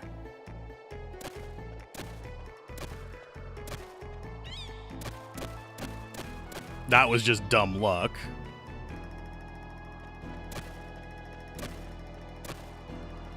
And I think this next one's good. Oh, nope. It's not over on the other side yet.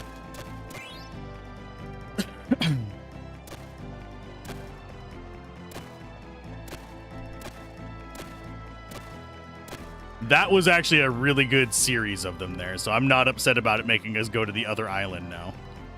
We found a grand total of 5. If I had speed up that's like available on PC, we could max these out a lot easier.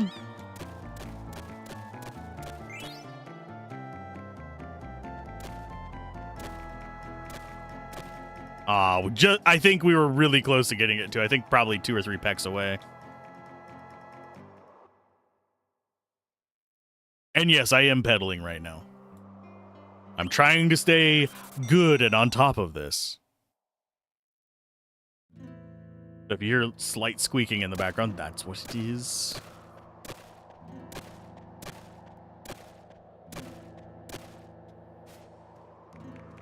Run, Chocobo, run!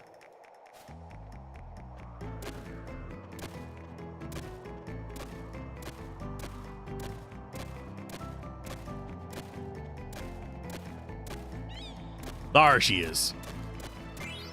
50 gil again. Ya jerks.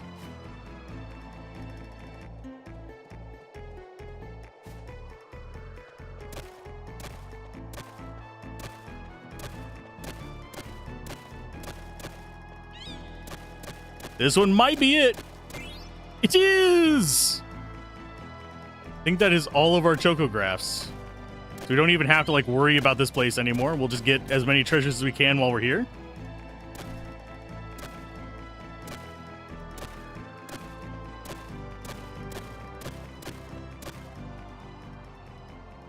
And that should get him to... Oh, my internet just went out.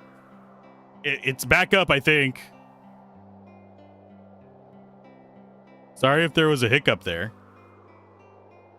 You guys all right? You guys still alive over there? Everything back to streaming?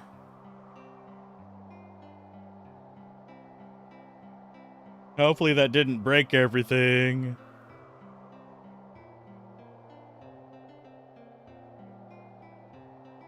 I'm checking YouTube to make sure it didn't just completely shit itself. It didn't. Okay, thankfully. Yeah, my internet went out for a second. Think you're ready to go to the unmapped Chocobo's Paradise. Choco wants to go. Try using the dead pepper. That's what I think.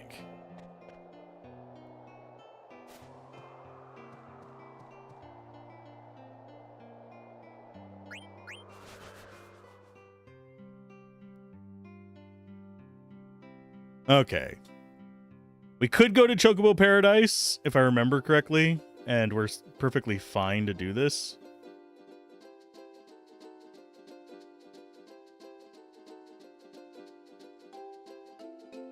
But I don't think we can actually do the Choco Paradise stuff just yet.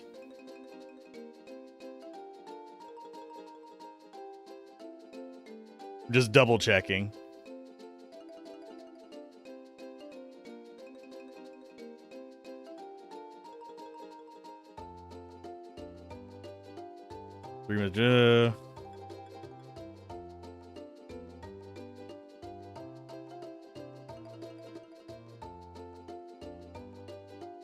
Yay!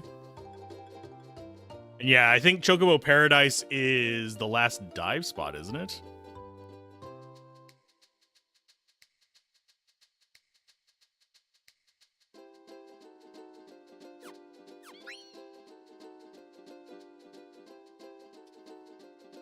Yeah, that's going to be Chocobo Air Garden. I don't know where Chocobo's Paradise is going to be.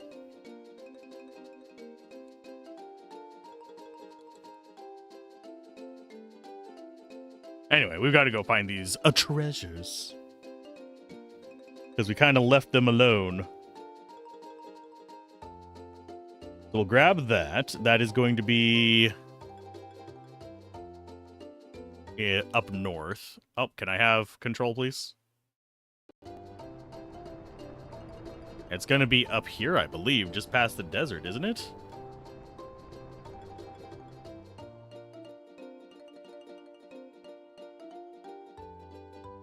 Or am I misremember? No, it's over here.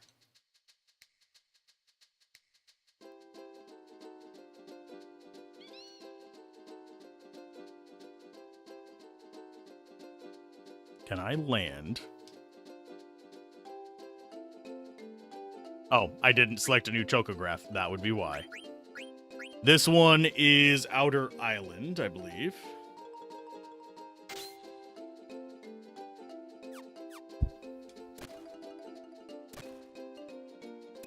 Oh no, it is... Can't be that.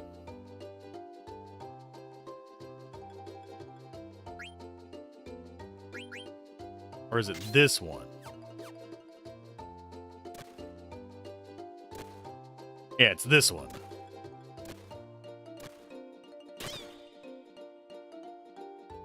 What do we get? More treasure! 11 sapphire, 1 circlet, 1 pumice piece, and a Hildegard 3 card. Next one is the first one, which is Outer Island, which is just over by this.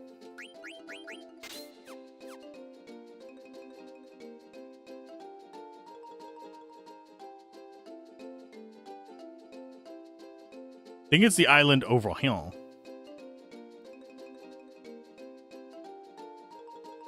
Is it that island?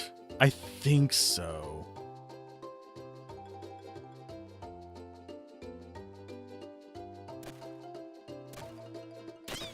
Just going by the pictures here.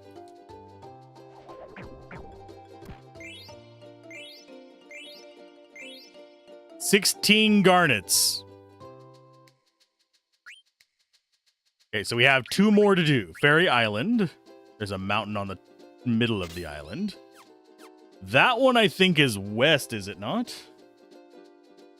Or am I... Nope, it's still over here, I think.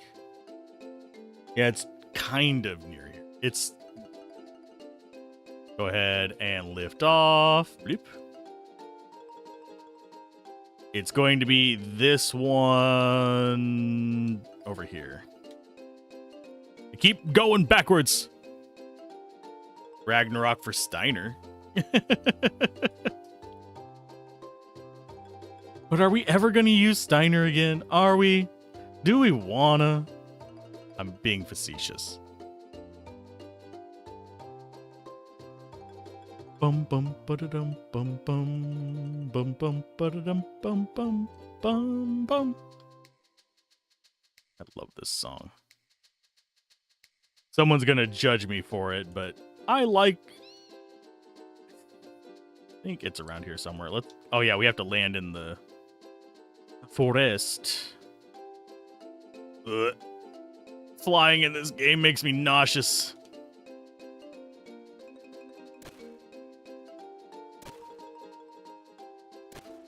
Now to see if I remember where around this it is.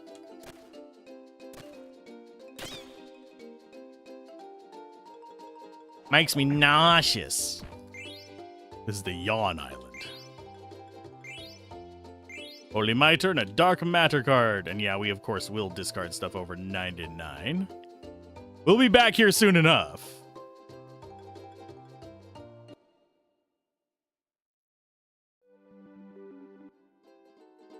Last one. Then we'll have all of our chocographs done. Forgotten Island. What a strange shape for an island.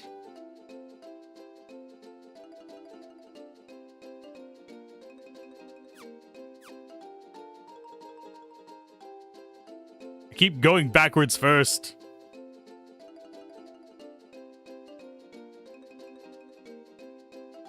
Thing is, where is... Oh yeah, this is where we need to go.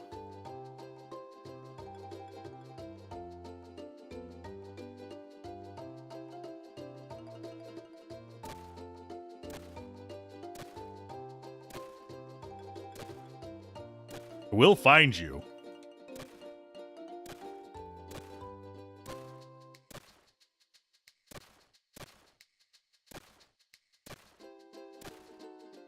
There it is.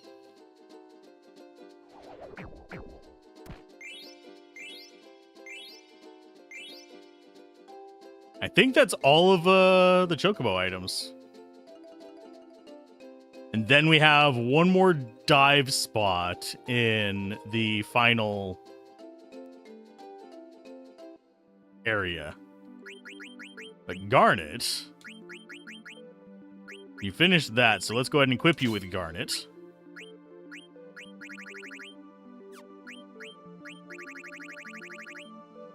There's the circlet. That's like really good for magic defense, though.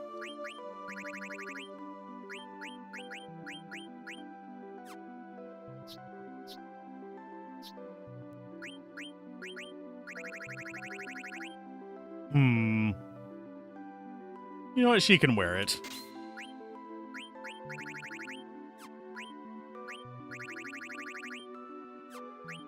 And you still need to learn Mudines. So I think that is everything whenever it comes to Chocobos other than the one dive spot and Chocobo homes.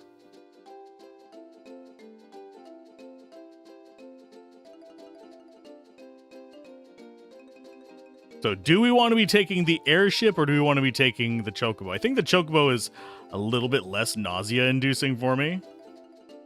So we need to go do this one next. Get ourselves the friendly creatures. Because it's this one, then I think it's... what's his face? My brain just completely went AWOL there. Do we have a forest up here that we can land in, or do I have to go all the way down to another island? There's a forest. Bloop.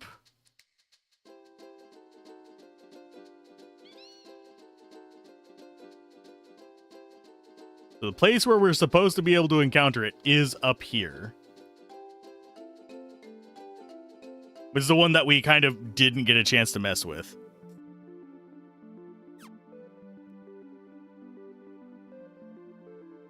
We're probably not going to be flying too much in this. It makes me queasy. But yes, this is side quest galore. Yeah, let's go ahead and do the one up here, and then we go for Garuda. Summon Bahamut, since we haven't gotten to see it yet.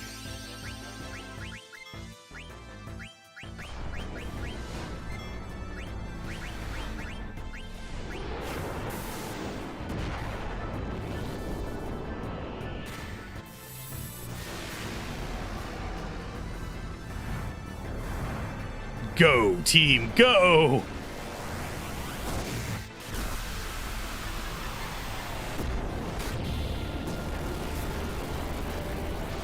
Watch it not kill them. Thank you for the hydrate. I will hydrate in uno momento.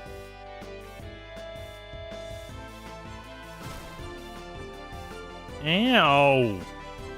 Body ram, you bastard.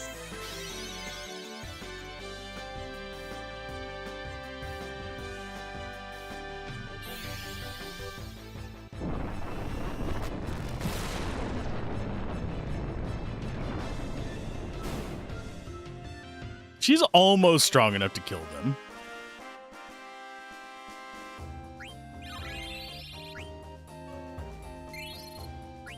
I kind of wish it would give me gold for the ones that we knock out. And yes, I am going to actually do water, even though I just drank coffee. There we go. Much better. I think we go for tents. Past tense, future tense. One of them tense.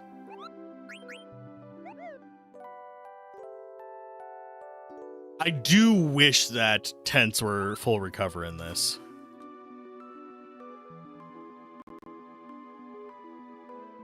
But they are only partial.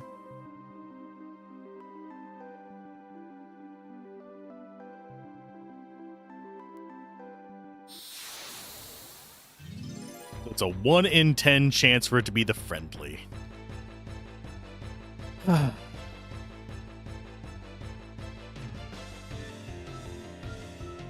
It's a lower chance when we get to disc 4, so... I'm not gonna waste mana on a frickin' beetle.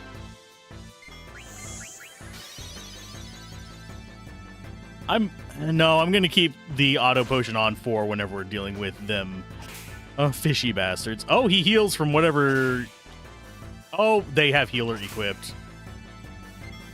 So Zidane, you are the only one that can deal damage, because I forgot I have healer equipped on everybody else.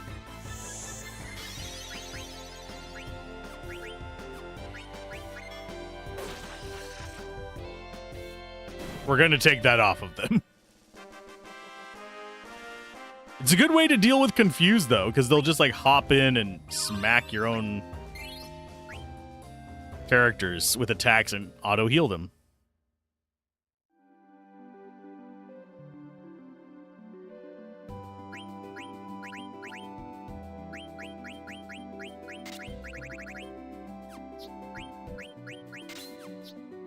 Note to self, remember to take that off.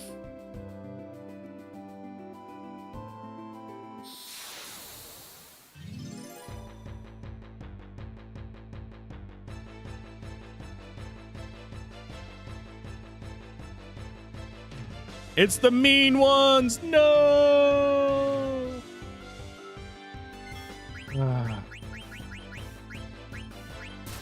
Fine. Do I really want to do that? I think I'm gonna do Rama. It's cheaper, so I can do more of him. I do want to see Medine, though. Oh, never mind, they're dead.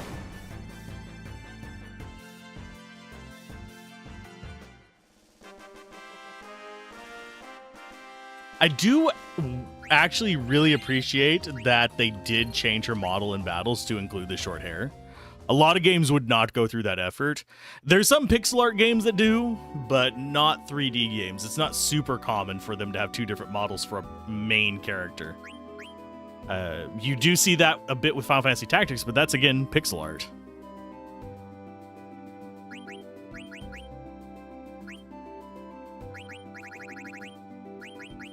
We'll go with body temp, just because I know there are things here that can freeze our asses.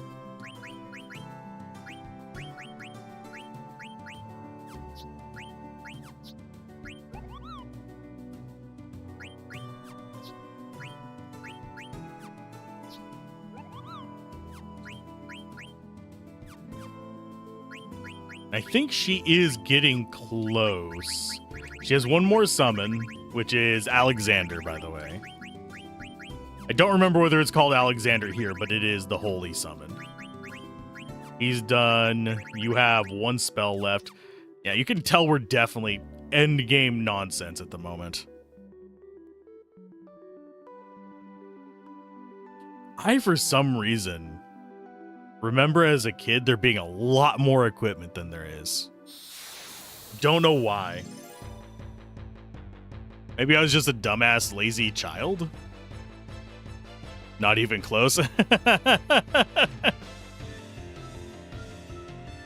As in the state of our characters. We are, of course, going to get better, stronger equipment. But right now we are getting the last of our skills, is probably the best way to phrase it. It's not Alexander. I thought it was.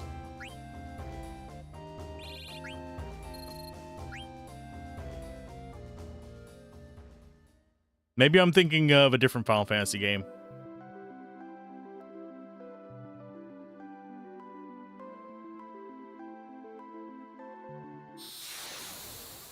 I do know that the Alexander in this is very similar to Final Fantasy VIII's Alexander.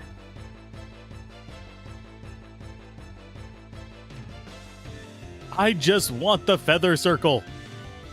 Stop giving me the crappy ones.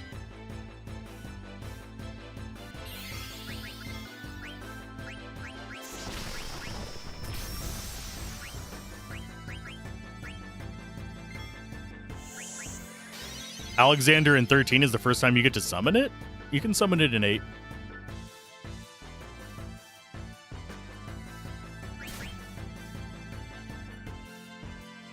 And I believe 6.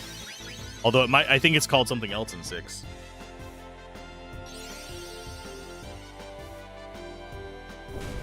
But yeah, it's just your holy summon.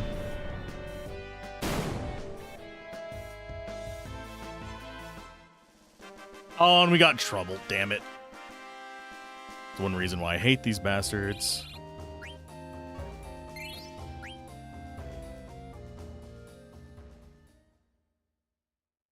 Because we used it against the red dragon, and because my dumbass had things junctioned, interestingly, in Final Fantasy VIII whenever we went up against the red dragon, and we were unable to damage it with most of our stuff because it had put this wrong ability on the wrong person, which made it all kinds of fun.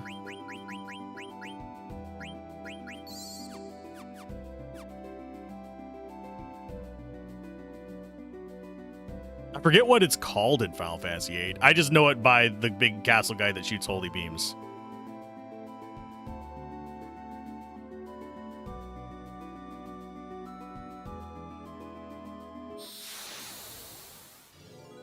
Yay! We never have to come back up here again. Duh. Like an albino one. Can you give me Moonstone? Yes, I can.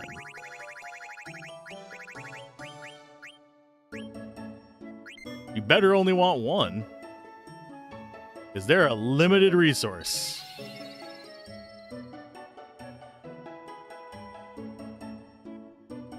Have you met Garuda? No, but I will in very short order.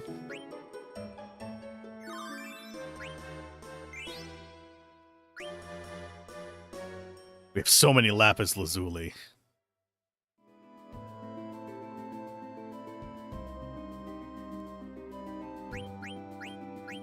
And I haven't played super far into 13, if you're curious. That one just didn't click with me very well, but I will be playing it. Okay, we've got all of that stuff learned. You have anything else you can learn, bud? Negative. You've learned that.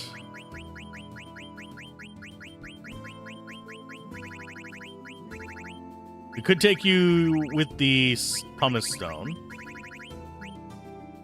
Concentrate isn't bad. Auto life isn't a bad one either. I think we might go for auto life first. Yeah, I'm gonna go rebirth ring.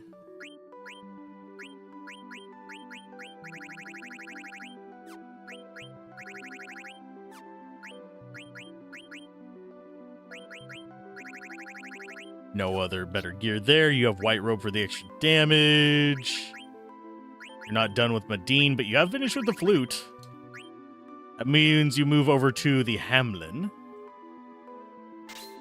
Which I think is the last of your spells. Is it not? Yeah, that's the last of her spells. She learns Jewel. Which is actually not... I think it... Does it only extract ore? For some reason I don't remember using that very often.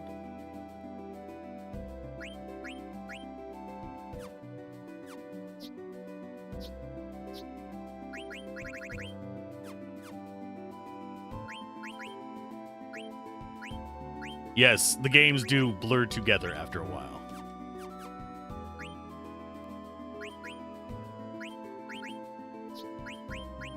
And he has learned everything he can.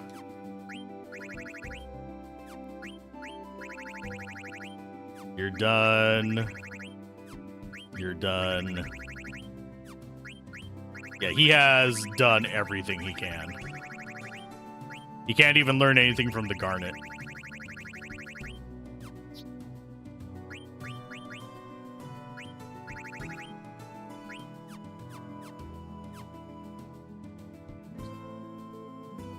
At this point, I am fairly confident, barring stats and, you know, actual final gear, we have most of the stuff we need to actually beat the game. We don't quite have the stats where we want them because we're a little low level, but beyond that. Okay, so Garuda is back where the Kupo nuts is. Are what word thing? I have them. Garuda's up in that little alcove. Which means we really don't even need to go through the Kupo Nut area, but we will be going up. I don't know how many Kupo Nuts we're on. We've done every single one it requested of us.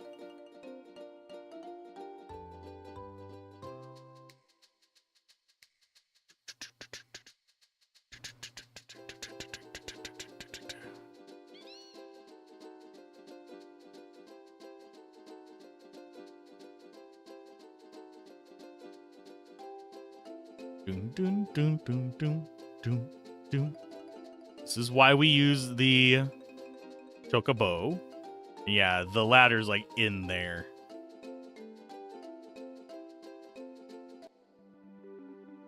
There's a pretty gnarly dragon up here. So we need to stay in the woods.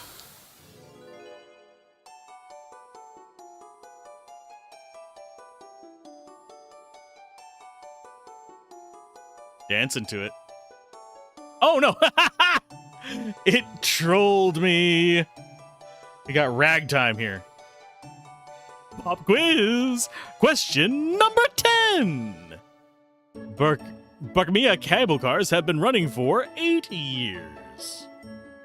That is true.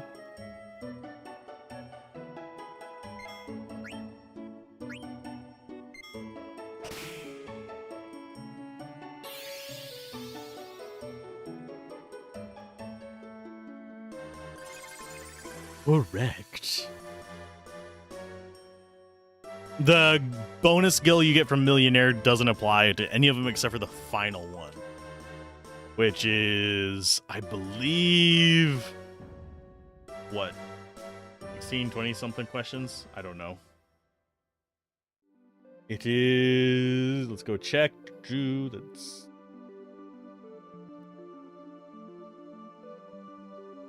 It's 16. So all we have left are the final questions.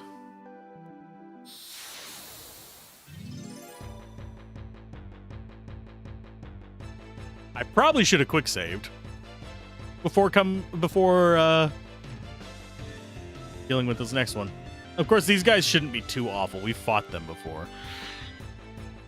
They're gonna probably get first move, and we don't have any counters to them, but it's fine. Leviathan, do your thing.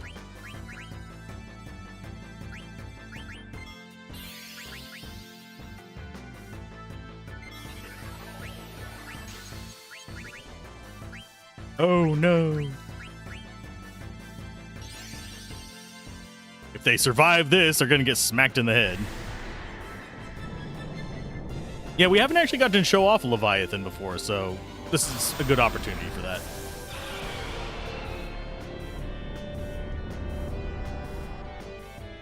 And today I do have a hard cutoff of... I should be aiming for 3.5, but there's a hard cutoff of 4 hours. I always prefer the snake Leviathans, personally. I know not everyone loves them, but...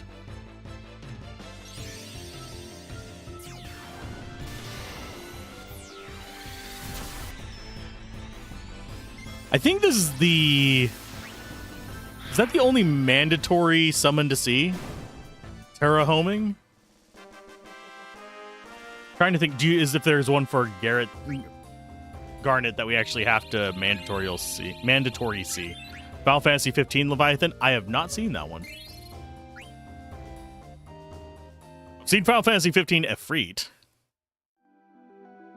I haven't seen Leviathan. Mainly because I cannot get myself past the beginning of 15. It's just like, I always feel like it slogs me down fast. I need to push further into it. Yes, we will be playing it on stream. I'm going to be counting on all of you to keep me on task whenever we do 15. Bop me on the nose whenever I start doing side quests and crap in it. Okay.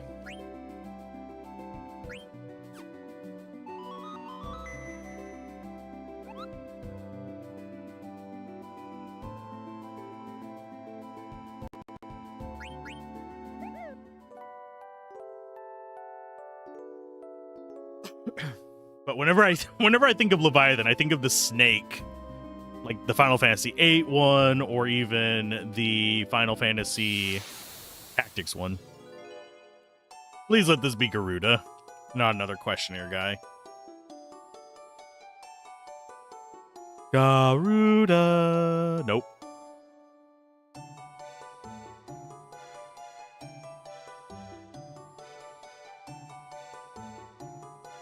Question number 11. We're going to get all of these.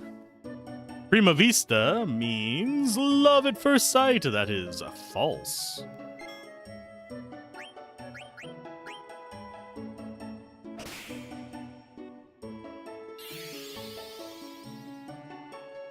If we get all of these before getting Garuda, I'm going to be upset.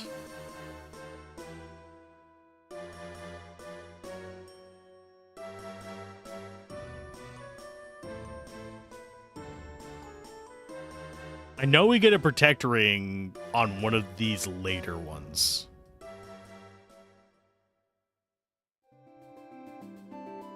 Now, I also know that we don't want to go fight in the plains. The plains will wreck our entire self.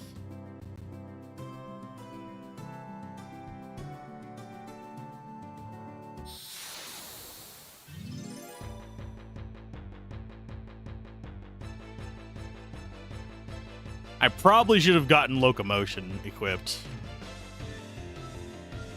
because these guys do like casting their stops.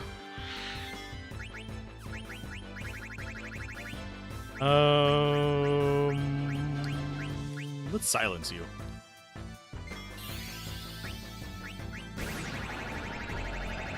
Oh, he has guard against silence. Well, bitch, eat this.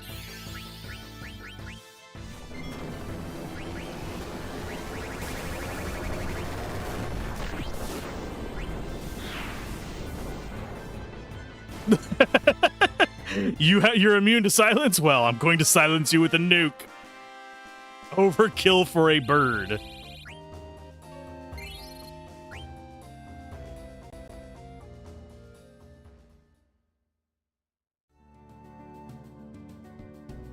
Yes, we are going after the friendlies. If we get to Yuna and it complains, that means we missed one of the first ones. The ones that are in very easy places to fight.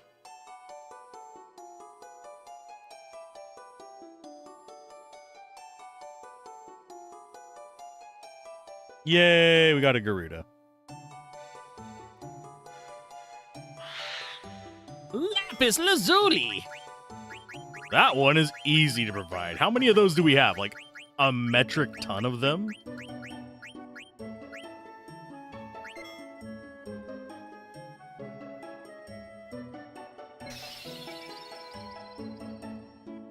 And yes, we had encountered this guy before. We didn't have a lapis lazuli at the time.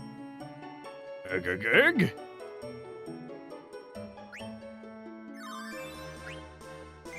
we get our diamond. Which means now we go for Yawn.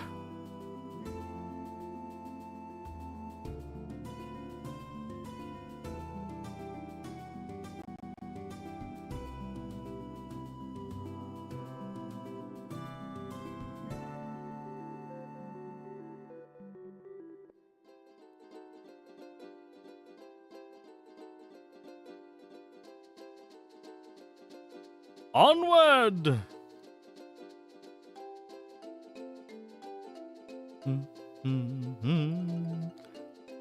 If I remember correctly, when Chokograph menu, that was our second to last one. It's Fairy Island.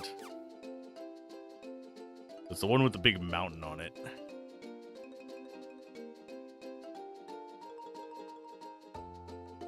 Feels like we drift up as we're going as well. I don't remember if he's in the forest or if he's in the normal area.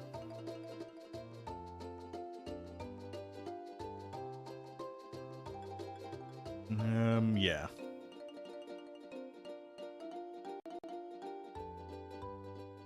Yeah, it's in the forest. I have a feeling we're going to get the crap wrecked out of us in here. Because if I remember correctly, yawns are absolutely atrociously evil.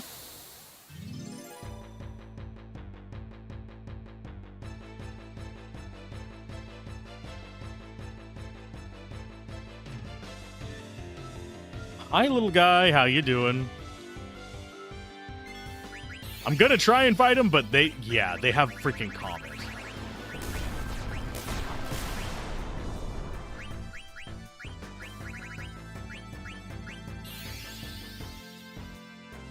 If that hits, it will, I think, pretty much kill us. Yep.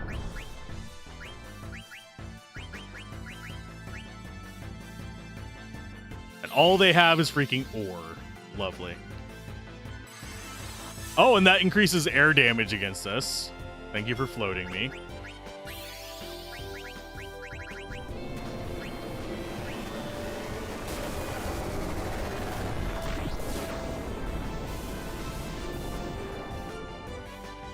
See? A flare doesn't even kill them. Bye, Vivi!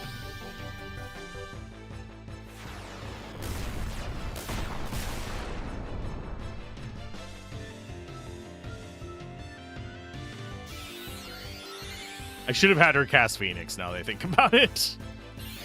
But I am a dumbass.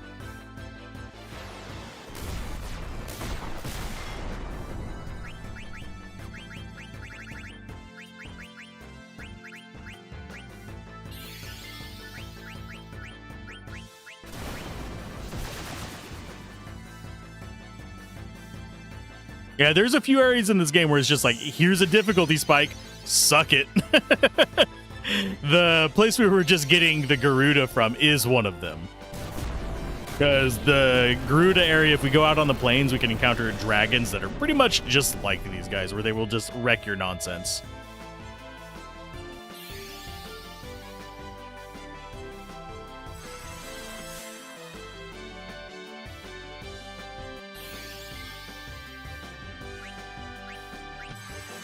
I actually don't think we end up killing these guys.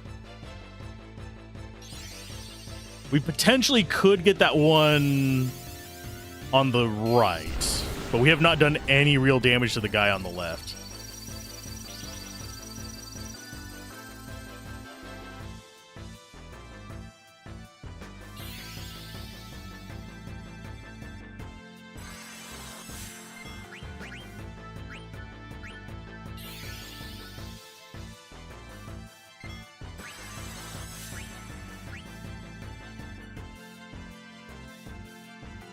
I think we go Phoenix, because, yeah, this is incoming.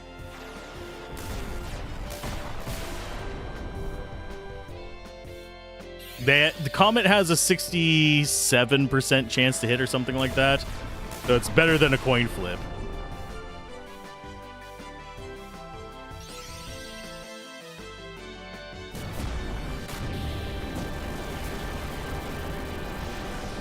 I just hate that we lost Vivi in this, because I would have liked him to stick around a little bit. How much life do these guys have, by the way? Does anyone know off the top of their head?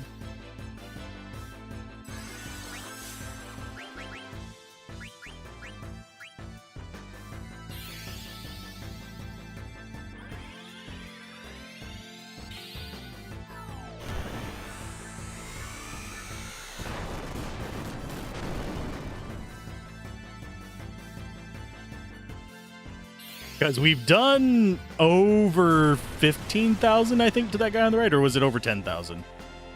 Someone might do the maths for me. Not a huge fan of this type of enemy design, by the way. Where it removes characters from combat arbitrarily. Oh, there comes Snort for you. Bye. It is just Garnet now. All by yourself. Getting snorted. All by yourself. And we still die because we get snorted. Unlike Final Fantasy. I believe Final Fantasy VI does it where if you get blown away, you just exit battle. And yes, I ran away around a little bit to try and change the seed number.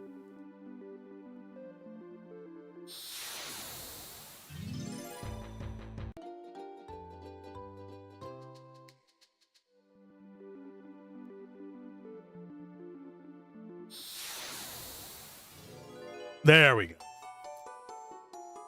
This is either going to be a question or a yawn. It's a yawn! Hi, guy. Did we miss any of your friends?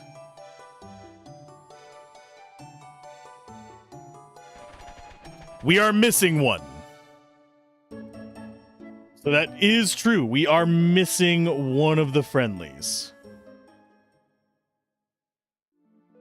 He has confirmed it.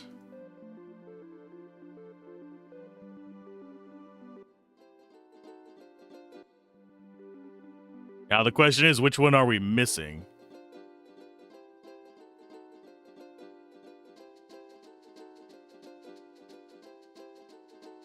Leviathan in some Final Fantasy could push enemies back one row twice would be like their snort. I don't remember which one does that. I know that there's one that does change rows, like you said, but my brain is just not there with it.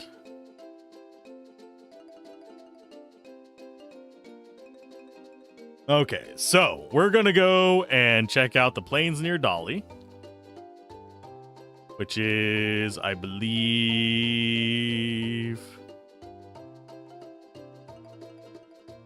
Where's Dolly at?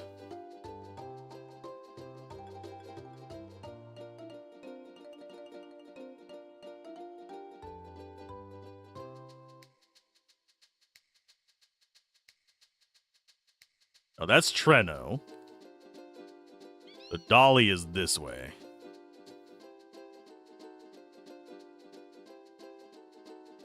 We're looking for a friendly moo.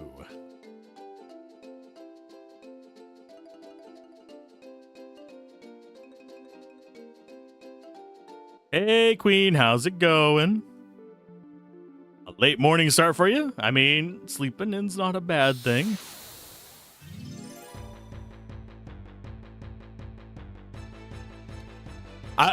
It doesn't matter what game I'm in. I'm not a huge fan of things without a counterplay.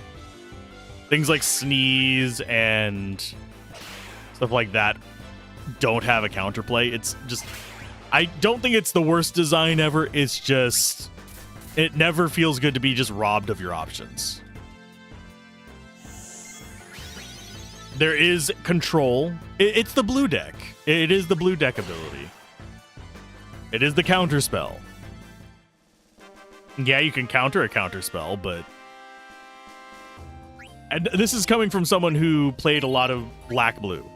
I'm an Oob player. But at the same time, I do understand that it's bad design. It's just... It's a way to win. And it was the main reason I was able to stop the guy who kept playing Time Walk back in the day. God, I hated playing against his deck. We actually kind of kicked him out of the group. I shouldn't be proud of it, but we did. We kicked him out of the group. But black-blue was my kind of go-to. And usually I would play discard decks rather than counter decks. That way you're like, oh, you got to discard 2 cards? I can at least choose the 2 cards that are gone. That was my justification for it. But obviously, it's not the most fun to play against, and I probably wouldn't play it these days. Nowadays, I don't actually play modern Magic the Gathering. I know that's weird. You're like, oh, so you're not a real Magic the Gathering player because you don't know yada yada set. I have not really enjoyed Magic that much since Urza's Saga. So, there's been some good sets since then. There's been some okay cards and storylines and stuff in it, but Urza's Saga was the last really good Magic the Gathering set, in my opinion. There were a lot of combo setups. There were a lot of mono setups. There was something for most of the colors to play in that, although I think At least in my group, red was a little overrepresented.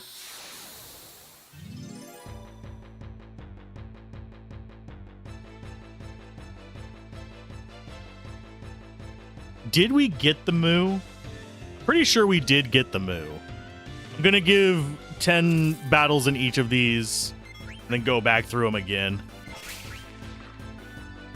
Because all the ones that we needed were ore characters. I think we did Nymph. I think we did Yeti. Because I remember going out of the way for them.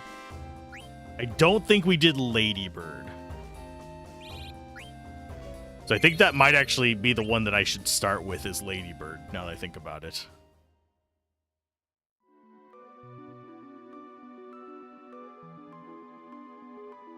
In fact, I will go do that.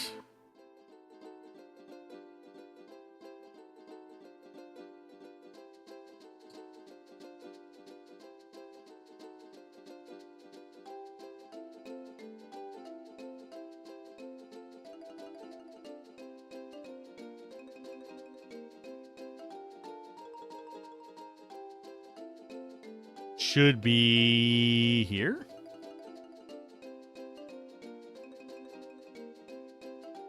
Because we didn't get... I remember being frustrated that we weren't getting the Cactuar encounter here or Ladybird.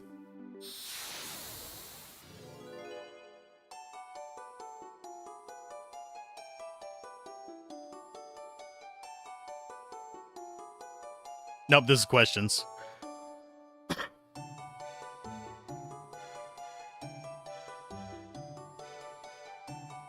Pop quiz. Question number 12. Conde Pete is a village of goblins. No, it's a village of dwarves.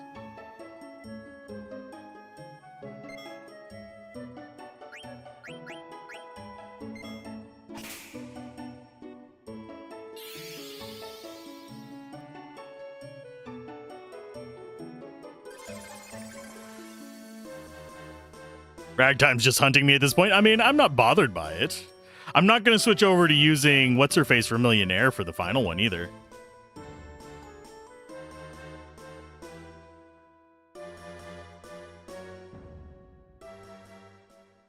For the friendlies, if I remember correctly, we get Excalibur, don't we? Or no, Rosetta Ring. But it also unlocks an optional boss. Well, it weakens an optional boss. Let's put it that way. The Ozma boss. Just a giant ball, for those of you wondering. But no, it doesn't give... Which quest was I doing to get the Excalibur? I seem to remember I was working along that path, but completely forgot which one it was.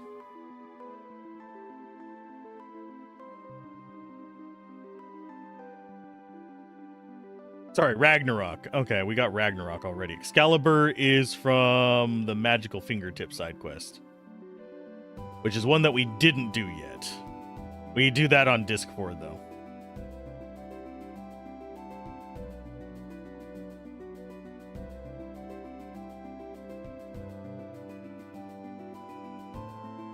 Yeah, it's the one where you have to collect all those different parts and go on the Magical Fingertip quest.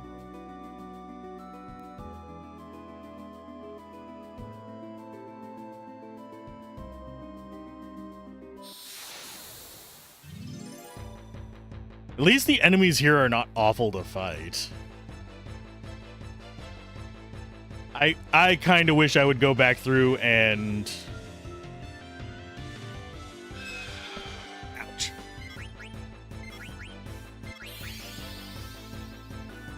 Check my footage to see which one of these I missed. I know I'm 99% sure we got Yeti and Nymph. I know we've gotten Jabberwock, Feather Circle, and Garuda. The only ones that we might not have gotten are Ladybird, Ghost, and Moo. So it would be in the session when we exited the ice caves. It would be... Moo would be the section when we exited the ice caves. Ghost is near Treno, which would be whenever we were there with Garnet and Steiner. And what's his face? And Ladybird would be whenever we were doing Black Mage Village the first time.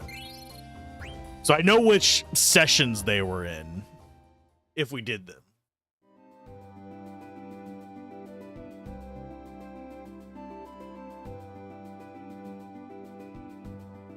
Moo is your bet, 50 gil.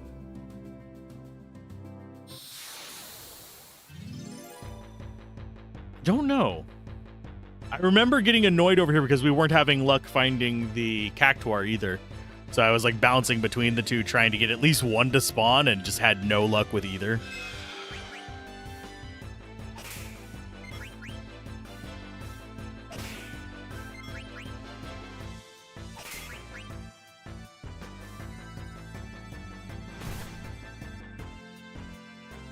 I should take off auto potion while we're doing these. Otherwise, I'm just going to use up all my potions.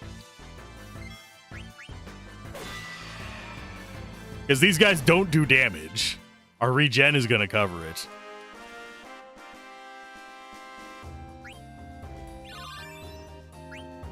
Yeah, but I don't really want to grind. It delays us going to the next game as well.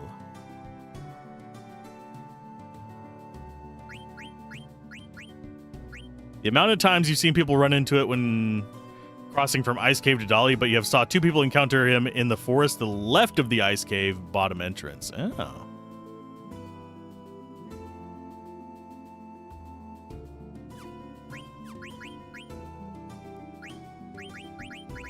I am going to take off auto potion. We don't want auto float.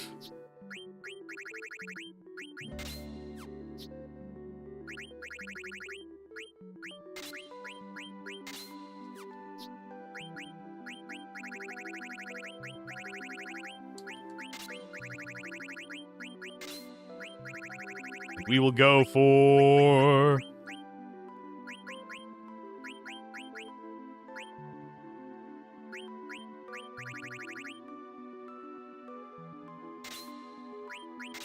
Honestly, none of these are really interesting. Because he doesn't have auto regen. Why can't he get auto regen? What item is it that gave us that?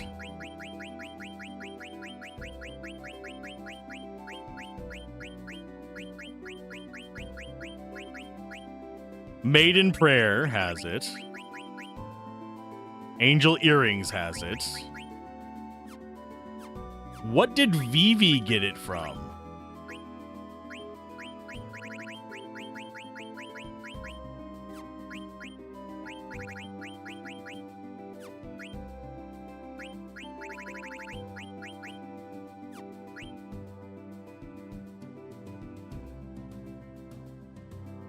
I do not know.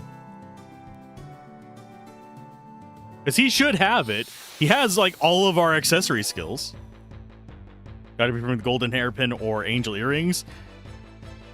Yeah, but Vivi has it. Vivi can't equip those, can he?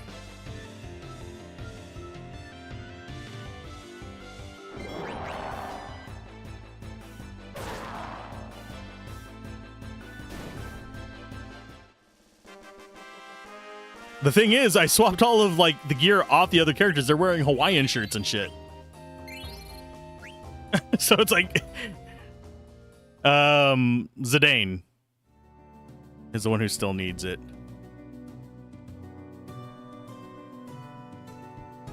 He's the only one without it. I don't... It's a helm. Yeah, it's a helm. But here, if I take it off of her... I don't remember it showing up on his list. Unless maybe I overlooked it. Oh yeah, he can equip it. Thank you. Nice call. Mods muddle your vanilla knowledge. No, you were right. It's the hairpin, and I need to stop pedaling before I end up with a leg cramp. I just did. Considering it looped through. Over 7,000 pedals since the start of this stream, just sitting there pedaling. Because I was at 5,000 before, and it's at 2,400. I have looped through. And if I do that too much, I'm going to end up with cramps in my, like, eyes. Yeah, my memory is like a strainer. Unless it's a very big, thick memory, it's going to go through. I like my memories thick.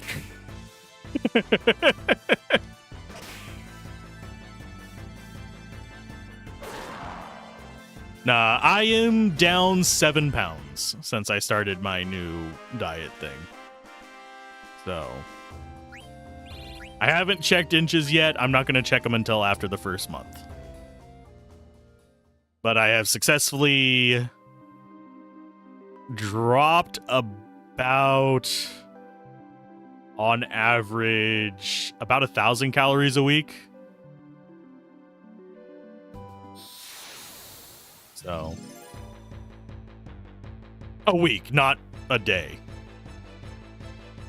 I'm using a spreadsheet tracker instead of a website tracker because, you know,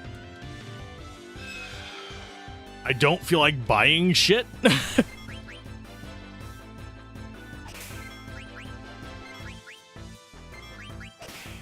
My goal is to get back to the weight I was whenever I left my retail job. For those of you that are curious. That is below 200. I don't know if I want to go all the way down to 180. Last time I was at 180, people always asked me if I was sick. Which is not where I want to be, because I have a very broad skeletal structure. So what happens is I get like goblin body, but 5'10".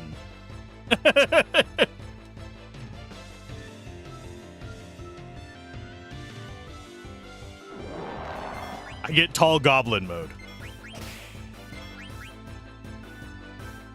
And the fact that I look like I am, because I keep my beard and my hair fairly scruggly, unless I am specifically going somewhere important. So I look like a homeless goblin.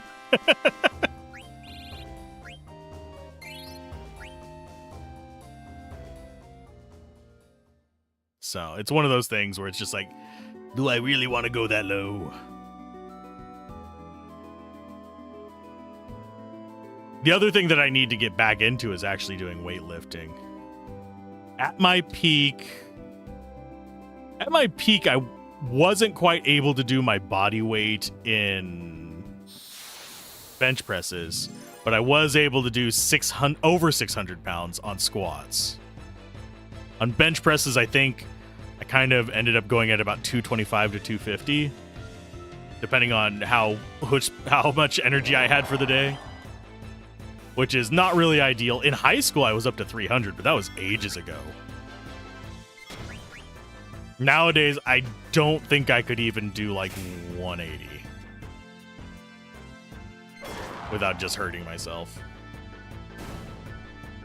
It's a build-up process. Most of my job used legs, so that's why I was able to squat so much. You pull enough 3,500-pound pallets of salt across a giant warehouse, you'll get legs. That's just a given. Especially since we used manual pallet jacks for it. I think the heaviest pallets we ever had to deal with was, and we shouldn't have done it this way, it was the manager's idea. I was still young. It was just whatever. It was close to 6,000 pounds, but it was I can't remember if it was double or triple stacked water, but we did the math on it. It's like, if that fell, it would kill us. They wanted us to move it one rack over, and we didn't have a working walkie stacker back then. Mainly because one tried to kill somebody. The other one wasn't safe to use because yeah. And they wouldn't let us take the one from the other side of the warehouse out through the store and into our back room.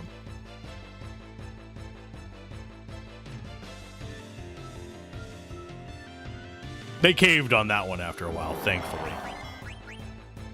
But that was back whenever I was a newbie to the space and wasn't ready to, rock the boat.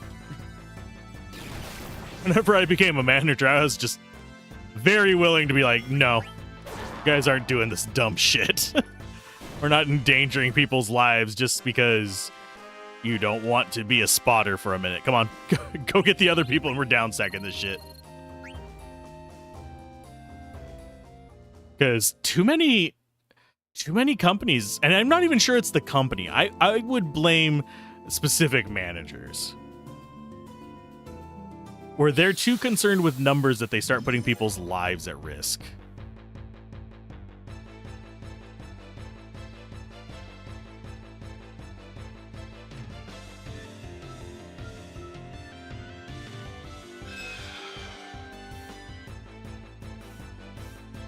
It could be the ghost.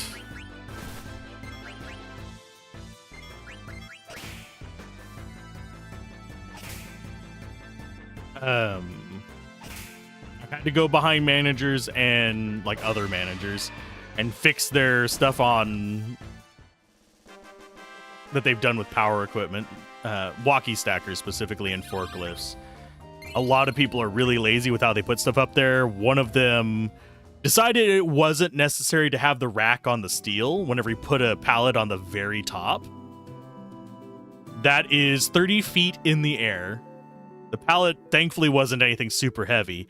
The way he had put it on there, it already started to tilt off of it. So I had to spend about 30 minutes mounting it onto the steel so I could get it level again for the walkie stacker, and then getting that all the way in there to get it down and fix it.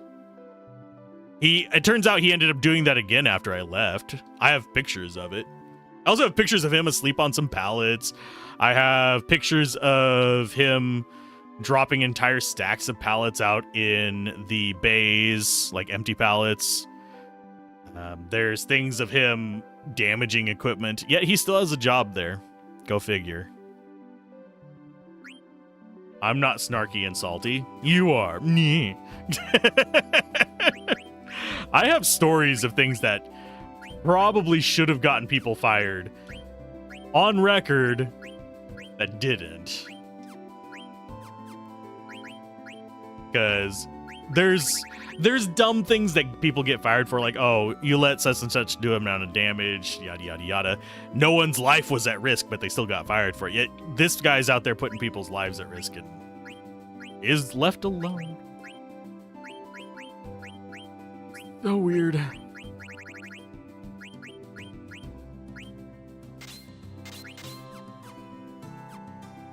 I am thinking we may have missed Ghost.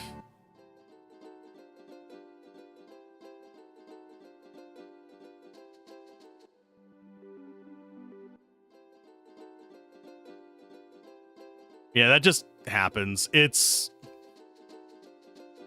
There's all kinds of stuff that just slips through the cracks or that gets blocked by people in power. It's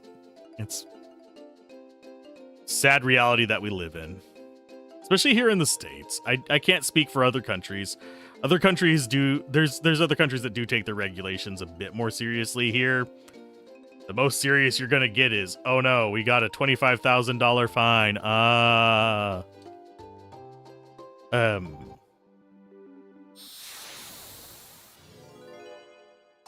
I've had to deal with a manager cooking books. They let her retire for cooking books. She still has like 3 Camaros or some shit like that. But she basically claims out a bunch of stuff to make her books look better. This one I don't know the answer to. I'm gonna go grab it. The Bobo is false.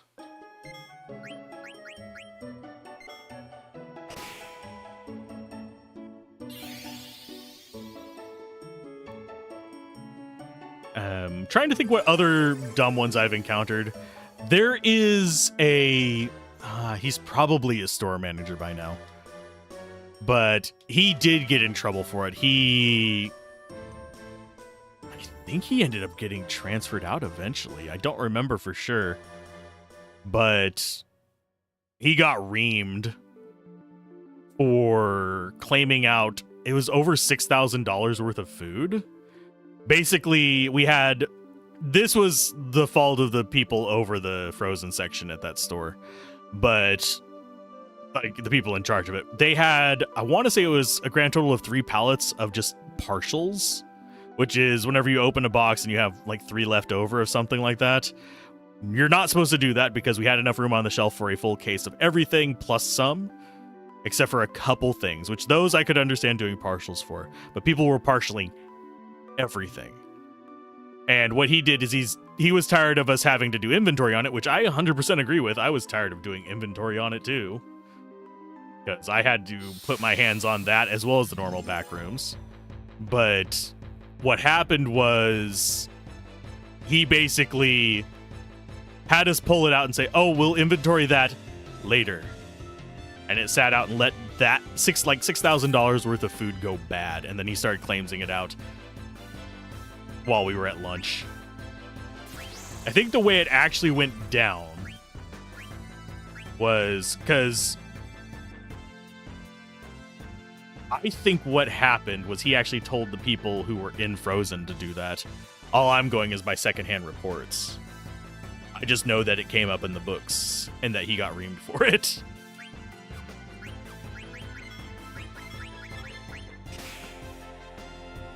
That was not the store where I was in charge of frozen dairy, no. Basically, the store where I basically locked down frozen and dairy for myself was in an entirely different state. And there, we had it running like clockwork. I could tell you which day we were getting our pallets of tea and juice, which ones we were getting when.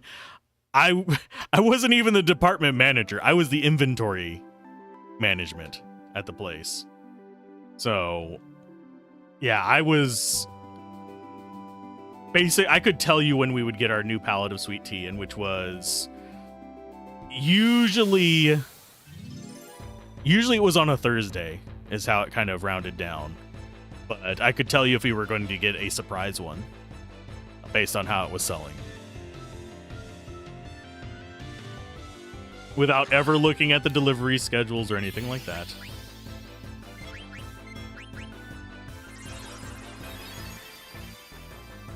I'm neurotic, so it's very easy for me to get focused in and sucked in on doing stuff like that.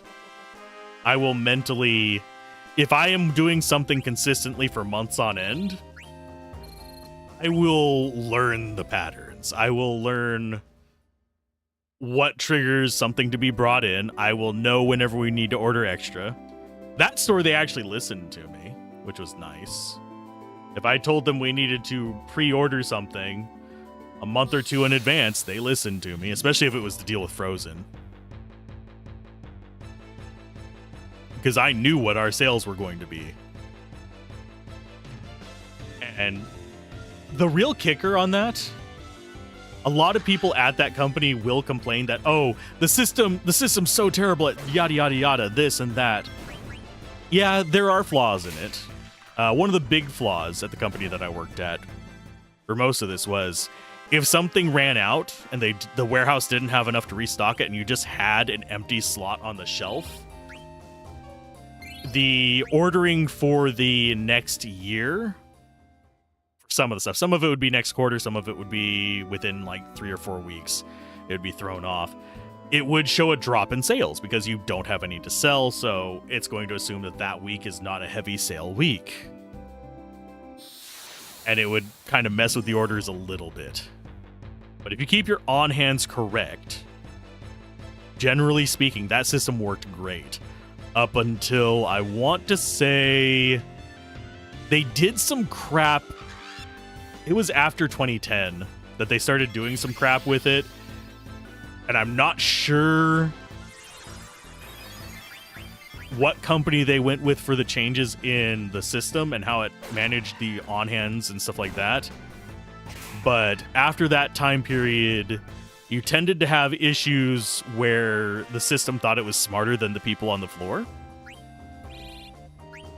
I say thought, it's not sentient, but where they basically favored the system's estimates over the worker estimates. That was around the same time. Of course, the manager aspect of it could have been around the same thing.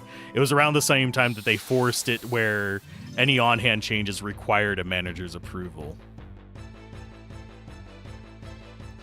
And I have dealt with managers who auto-rejected any on-hand changes because it makes them look bad.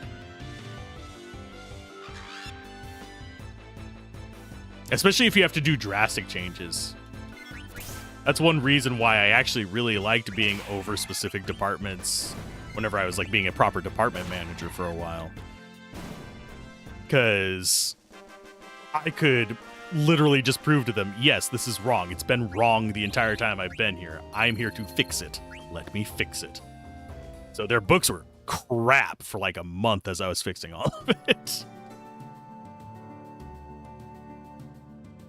But you get to a certain point, and it does stop being as garbage. If you can keep on top of things. Because most people don't want to. I don't know which of these we missed, and it's pissing me off. I am running out of weird retail stories. I guess I could talk about the TTRPG for a bit. I didn't get any more work done on it yesterday. I haven't gotten any done on it today.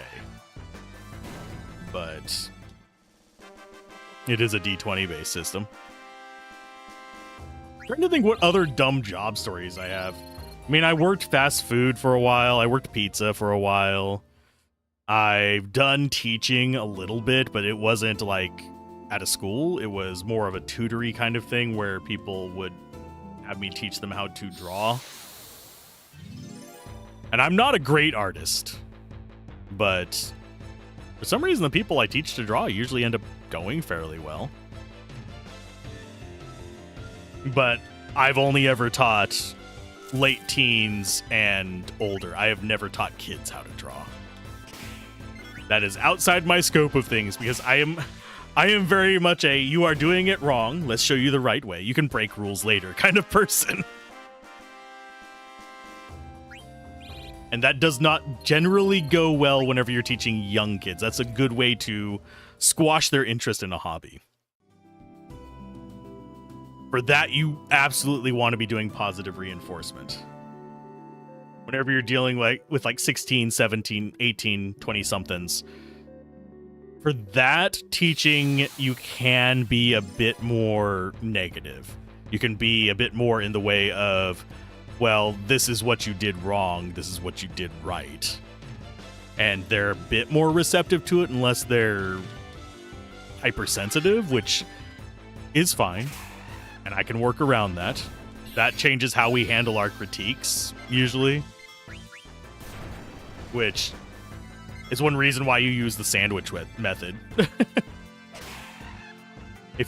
And sandwich method generally works good on even people who are sensitive to critique. Unless they are just being extremely self-involved.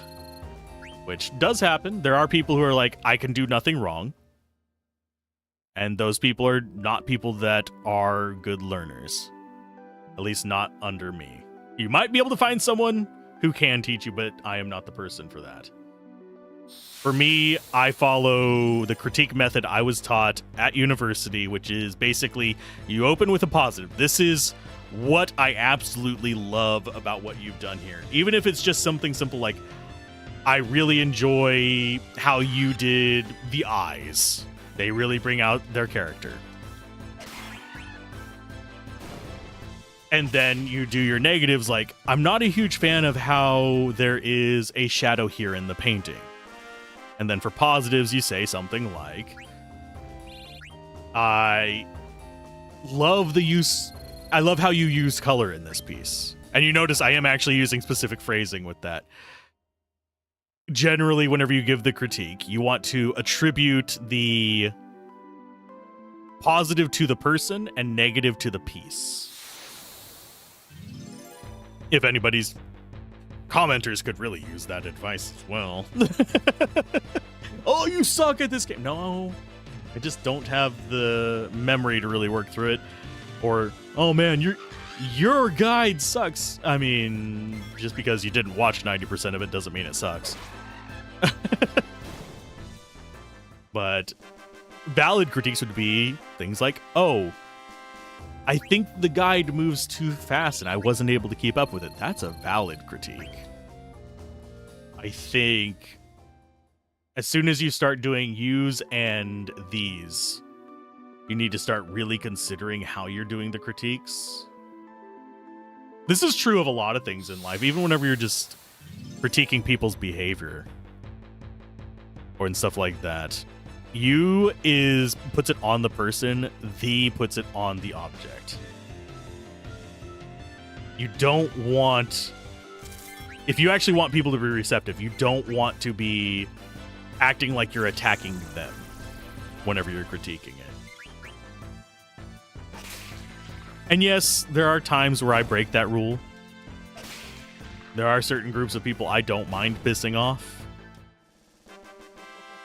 But I try to stick to that rule for the most part whenever I'm teaching.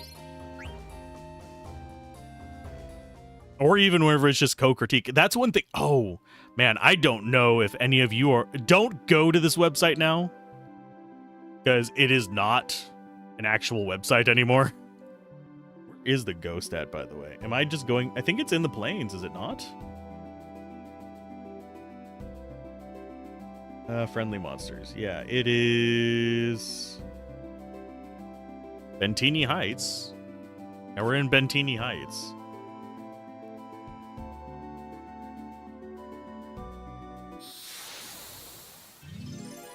But... my brain just went off on, like, a tangent for a minute.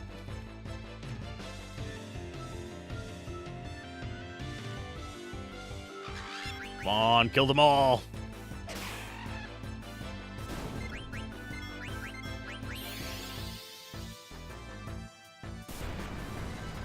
Yeah, I do miss teaching a bit. So I have actually considered starting a teaching channel for, like, the very basics of art. And the very basics of things like doing YouTube and stuff like that. I do sort of have an advice channel, but it's not tied to this one. Yeah, I mean, you can go look for it. I'm not going to tell you what it's about. But no one's perfect. I do slip up very, very frequently. Anybody that can't acknowledge that they do fuck up every now and then, or even generally as humans, we fuck up a lot. You can't acknowledge that. That is a serious problem.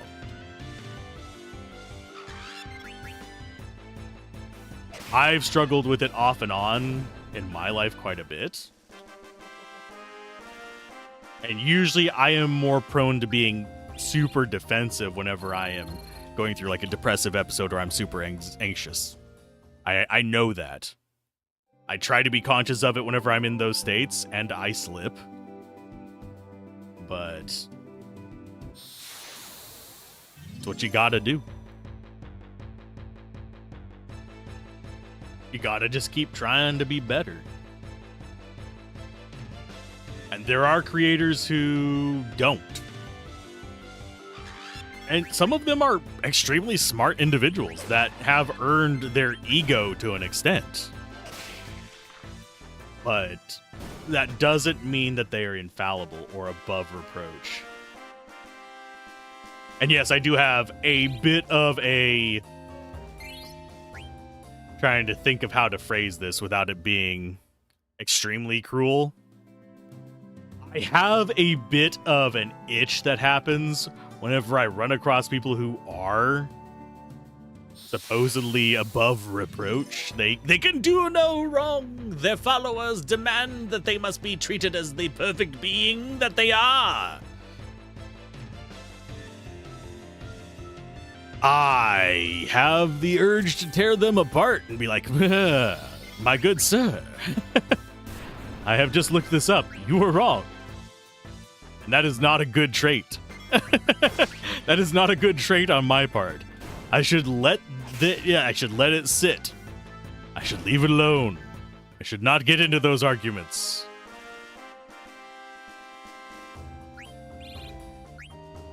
Because it tends to get into knockdown, drag out stuff. But that's probably one reason why I'm so critical of...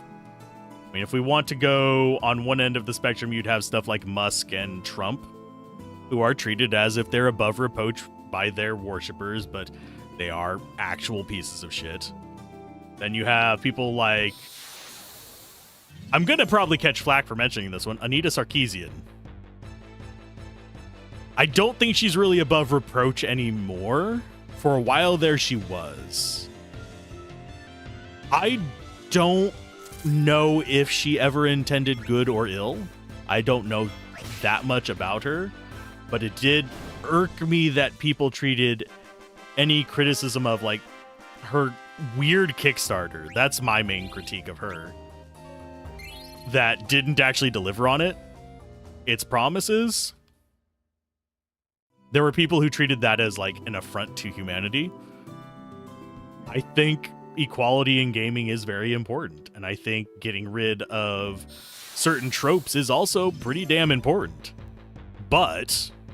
I think keeping any one person on a pedestal and saying, well, they are the authority on this and no one else can have an opinion is extremely dangerous. It's extremely dangerous even if you agree with someone. That's one reason why I am very open about the fact that, yes, I think Bernie would have actually been a really good president. I think he is a overall great person. I don't agree with him on everything, nor am I going to pretend that I agree with him on everything. The minute you make yourself have that position of this person is to be idolized and I can no longer agree with them is the minute that they have stopped being a good influence on you. Period. I don't care how much you like them.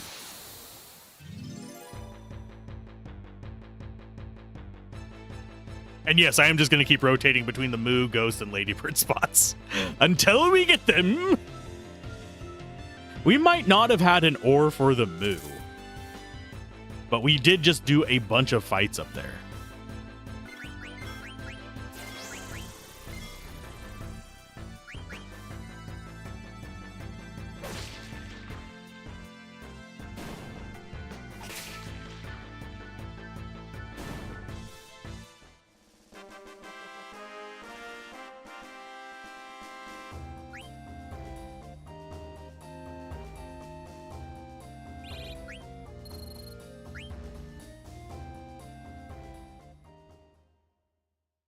I have not seen a ghost here in a while.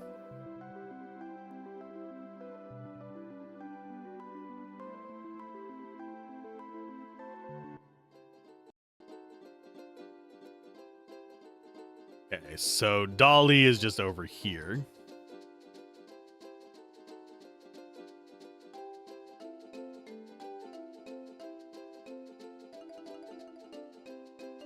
Ice cave comes out there. I'm gonna go into the woods like was mentioned. We'll see if we can get a Moo in here.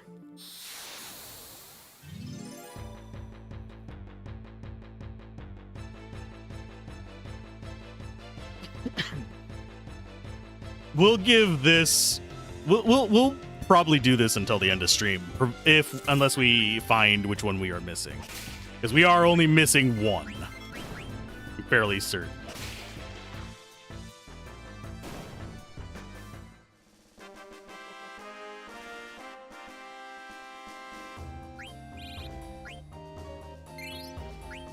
Because we have earned, what, 40,000 gold trying to get this.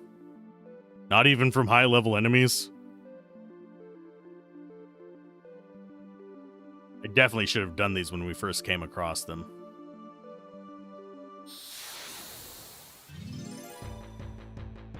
And yeah, I do think they appear on the plains, but...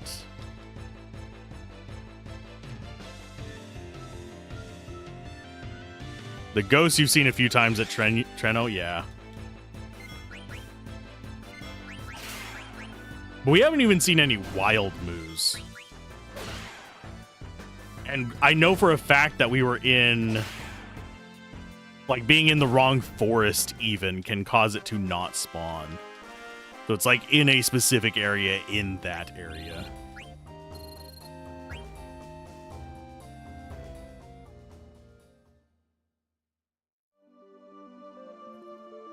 I suppose between sessions I could go check the footage. I still have it all.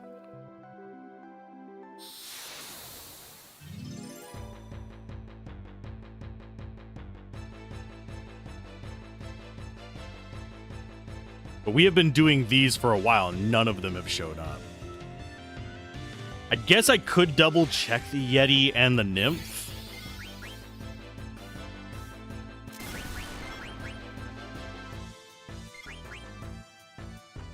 I am 99% sure I did those, though.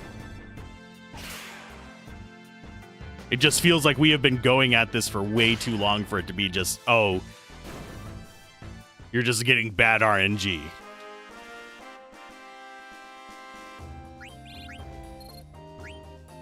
Pretty sure you guys don't want to sit there while I am scrubbing videos. Because each of those sessions is several hours long.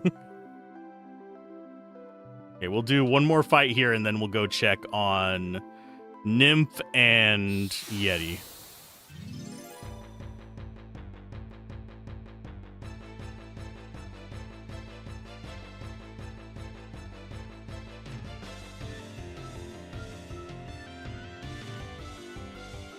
Feels like I should be doing a cooking stream at this point.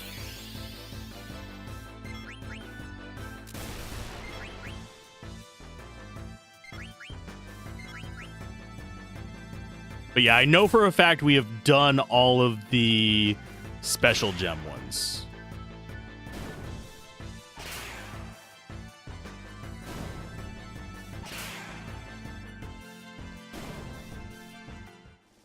And we should be seeing wild moose where the moose can spawn.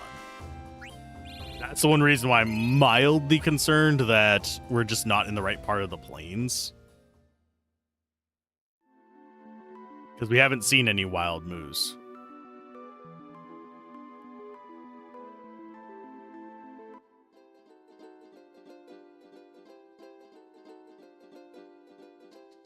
Okay, let's fly. Straight north. Well, straight-ish north. Because both of these are woods.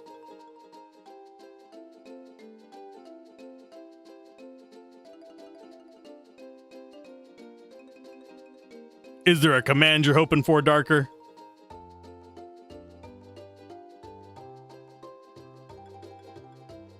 That I should prioritize?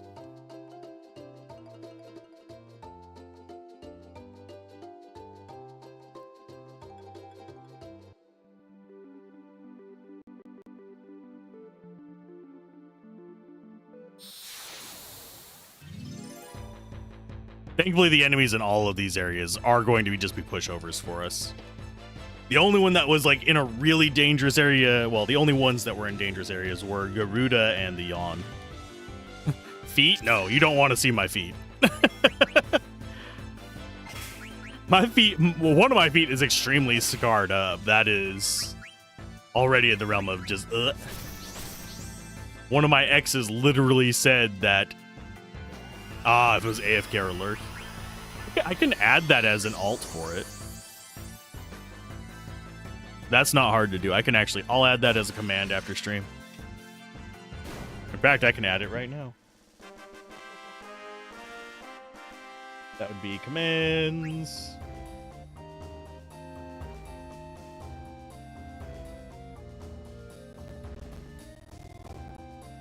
Sorry, if you're crunching for a second, that's me alt-tabbed.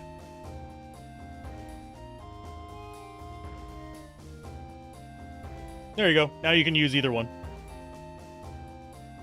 Co-streamer riot? Ugh. I've told you guys the story about how my foot got crushed by a walkie stacker, right? A walk-behind forklift. I mean, I could do a riot stream, but all of their rootkit for their games, anti-cheat, is awful.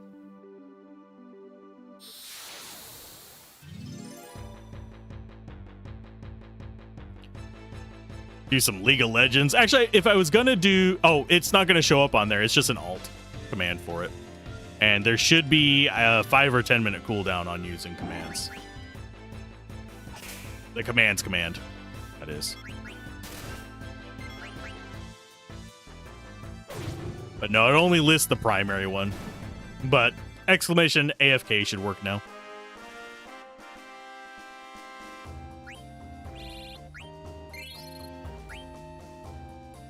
That's an easy one to add. Alternate command prompts are super easy to do. Setting up new commands takes a little bit of time because I have to actually like program them.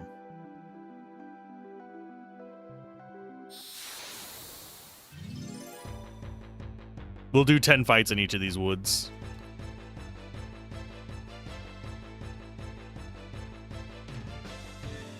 And it should not be case sensitive, but it's there.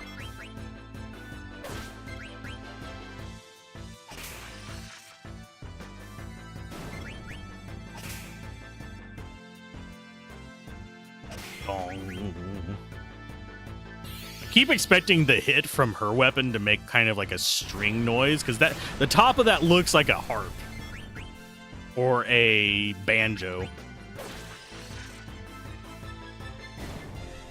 So I expect that like clong clong noise from getting whacked by it.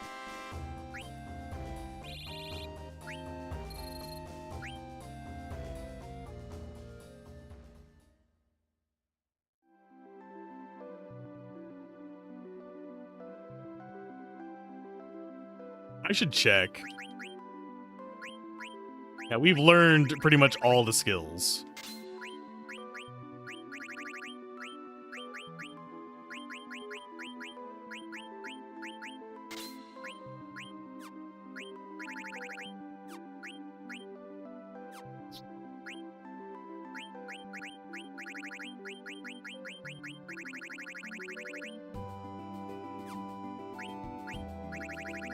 Just checking if there's anything else for any of them to learn.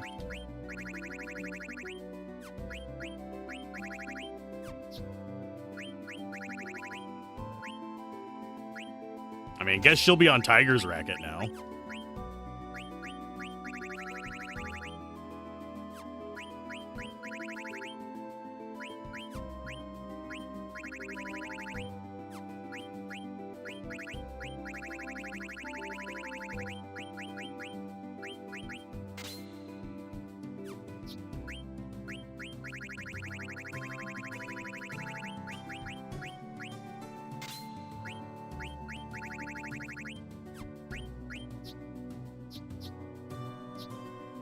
You have half MP as well?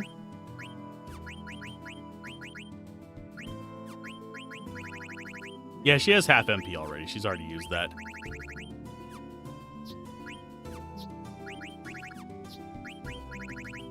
Yeah, she has one summon left.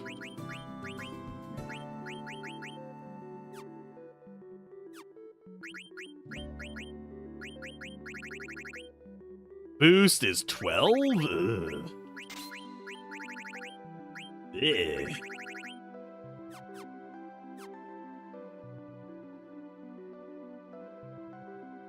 Setting up our lovely circling in the woods approach. This is where the Yeti's supposed to be. Pretty sure we already got him, though. I suppose we could get another one of the questions. By running around in here, at least. We can't get that doing the planes, though. But yeah, I need to finish up our run of Titan Quest 2 as well, now that I think about it. Now, there might be actually, there's definitely going to be a gap after Legend of Dragoon releases on the YouTube channel, as far as the early morning releases of stream archives, because I'm going to be using that slot for an upcoming series that for the embargoed thing.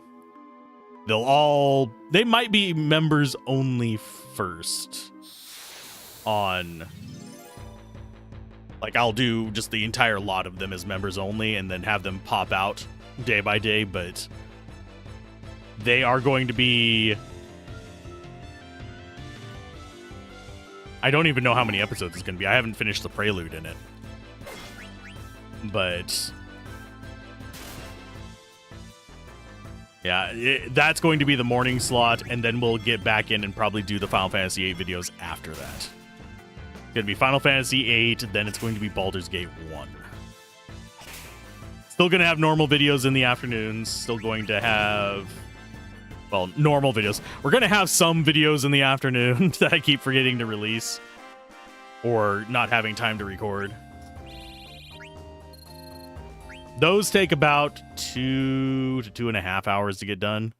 The afternoon videos, those are relatively easy to do. I still need to start doing just short first impressions of them, though.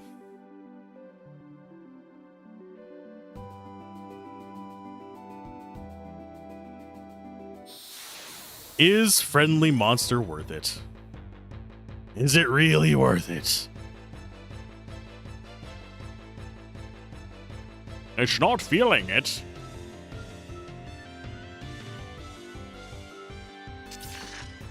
If we don't get him today, I will go try and skim the footage and see which one we got when.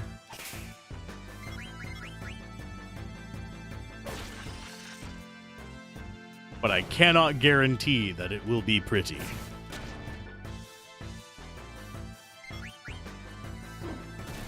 But at least that means we'll know where we can go farming for the one that we need. Because I know we skipped a few of them. I think we did go back for them, though.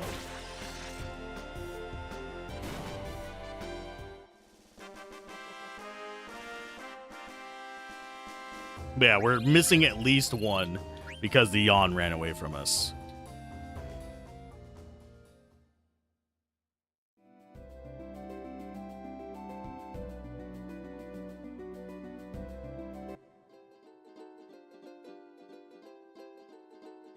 Oh, yeah, we have to go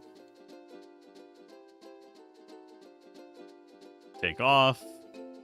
Reason being is there's beaches.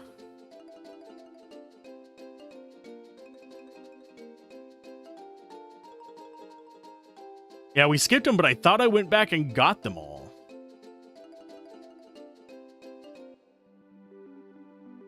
Reason we skipped them is because we weren't learning any skills from them.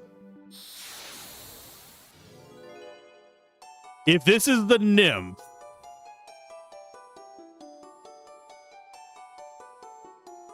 nope, it's the questions. You can tell by how the camera moves at the beginning of it. Pop quiz. Treno's Cafe Card Carta is members only. True. Think.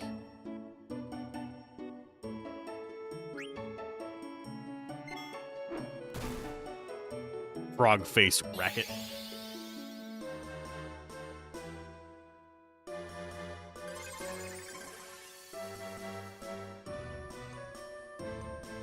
Ooh, 7,000. Wow, you're awesome.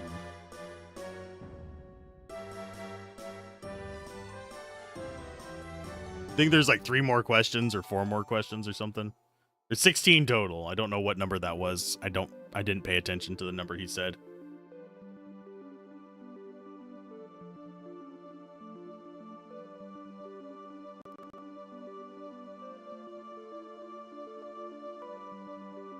It's weird that I do remember things from like 10 plus years ago, almost crystal clear, but 2 weeks ago, ha, good luck.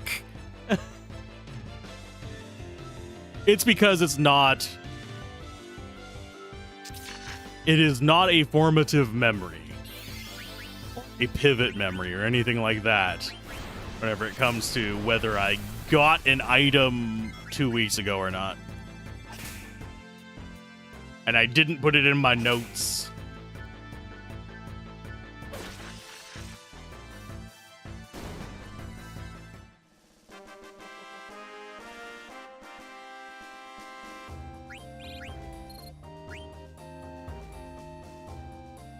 Let's run in circles some more.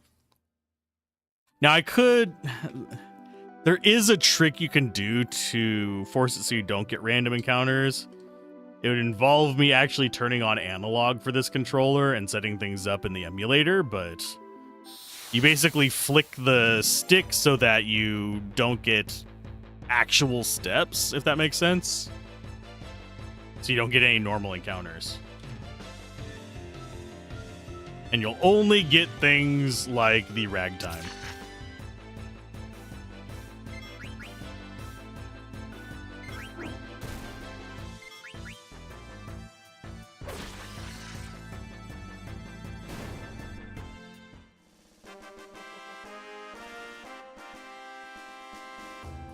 I still think this deserves a remaster. Not a Final Fantasy VII Rebirth style remaster, even though that would actually probably look pretty cool, considering the style and the world we're dealing with. If it was higher fidelity, that would be actually kind of cool. But I think keep it turn-based, make the remaster like that, and have it run.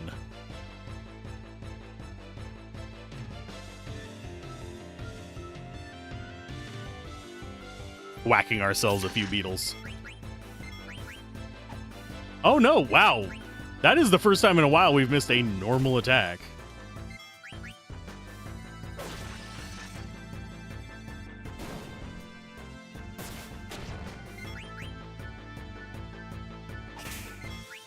Yeah, I think I'm just gonna have to go back and scrub the footage.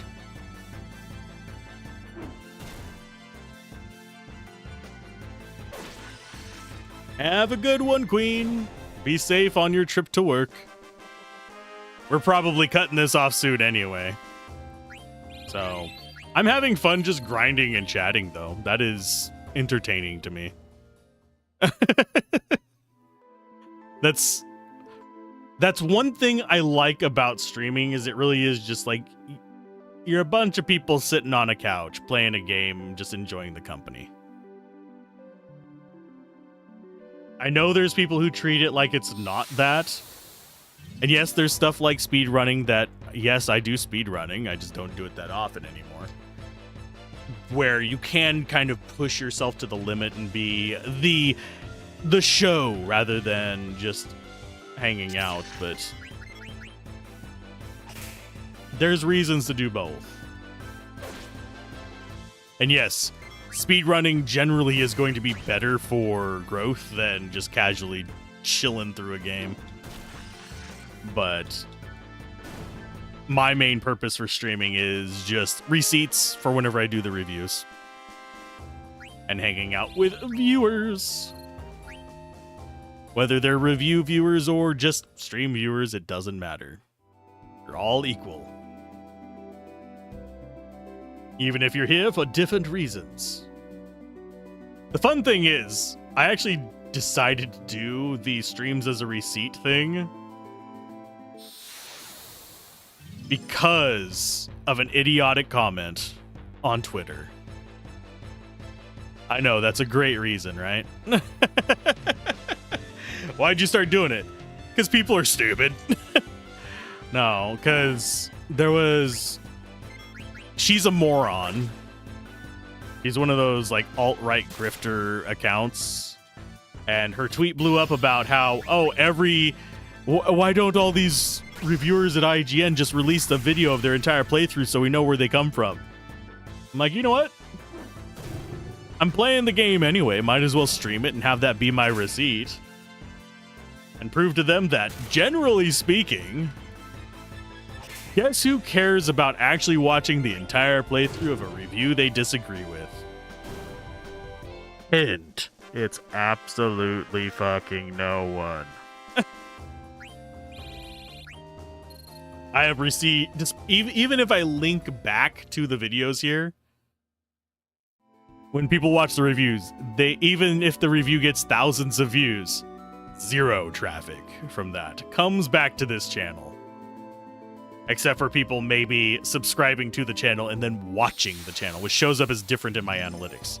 That kicks them in as channel views as opposed to views from another source. Like, we can track where it comes from. Like, if it's from a card, we can get information about that. If it's previously watched video, we can see that.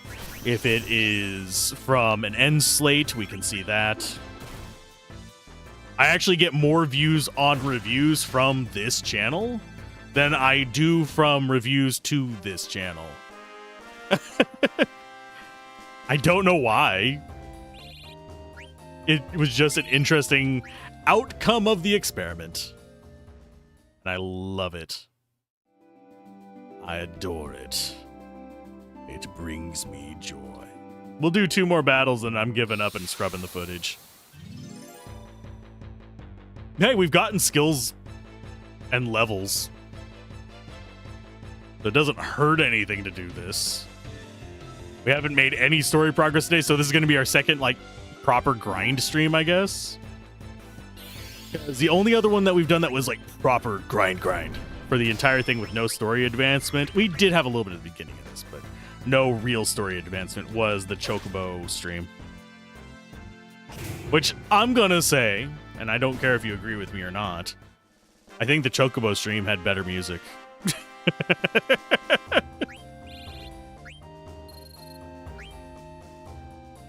100% think it has better music. Now, here's another random thought. I'm pretty sure we can still encounter them if we ran away from them. I don't think they're one encounter and done. But I will have to check. Because this is a bit annoying to have to do constantly. Try and find the one we missed.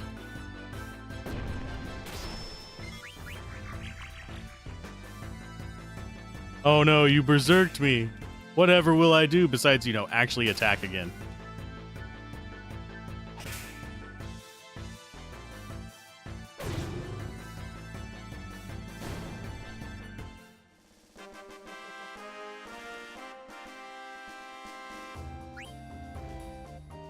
Oh, let's see.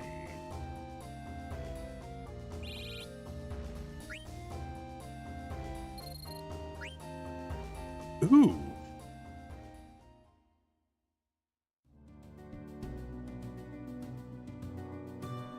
I actually know who I'm going to be raiding later today because they're covering an RPG.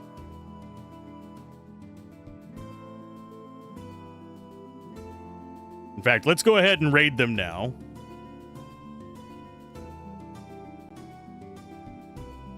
I will set that up as a raid, and we'll do one more fight, and then we'll launch off into it, I think.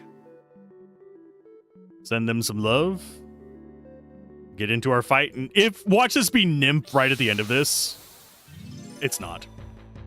So I will see you guys next time. Be nice, and I'll see you tomorrow.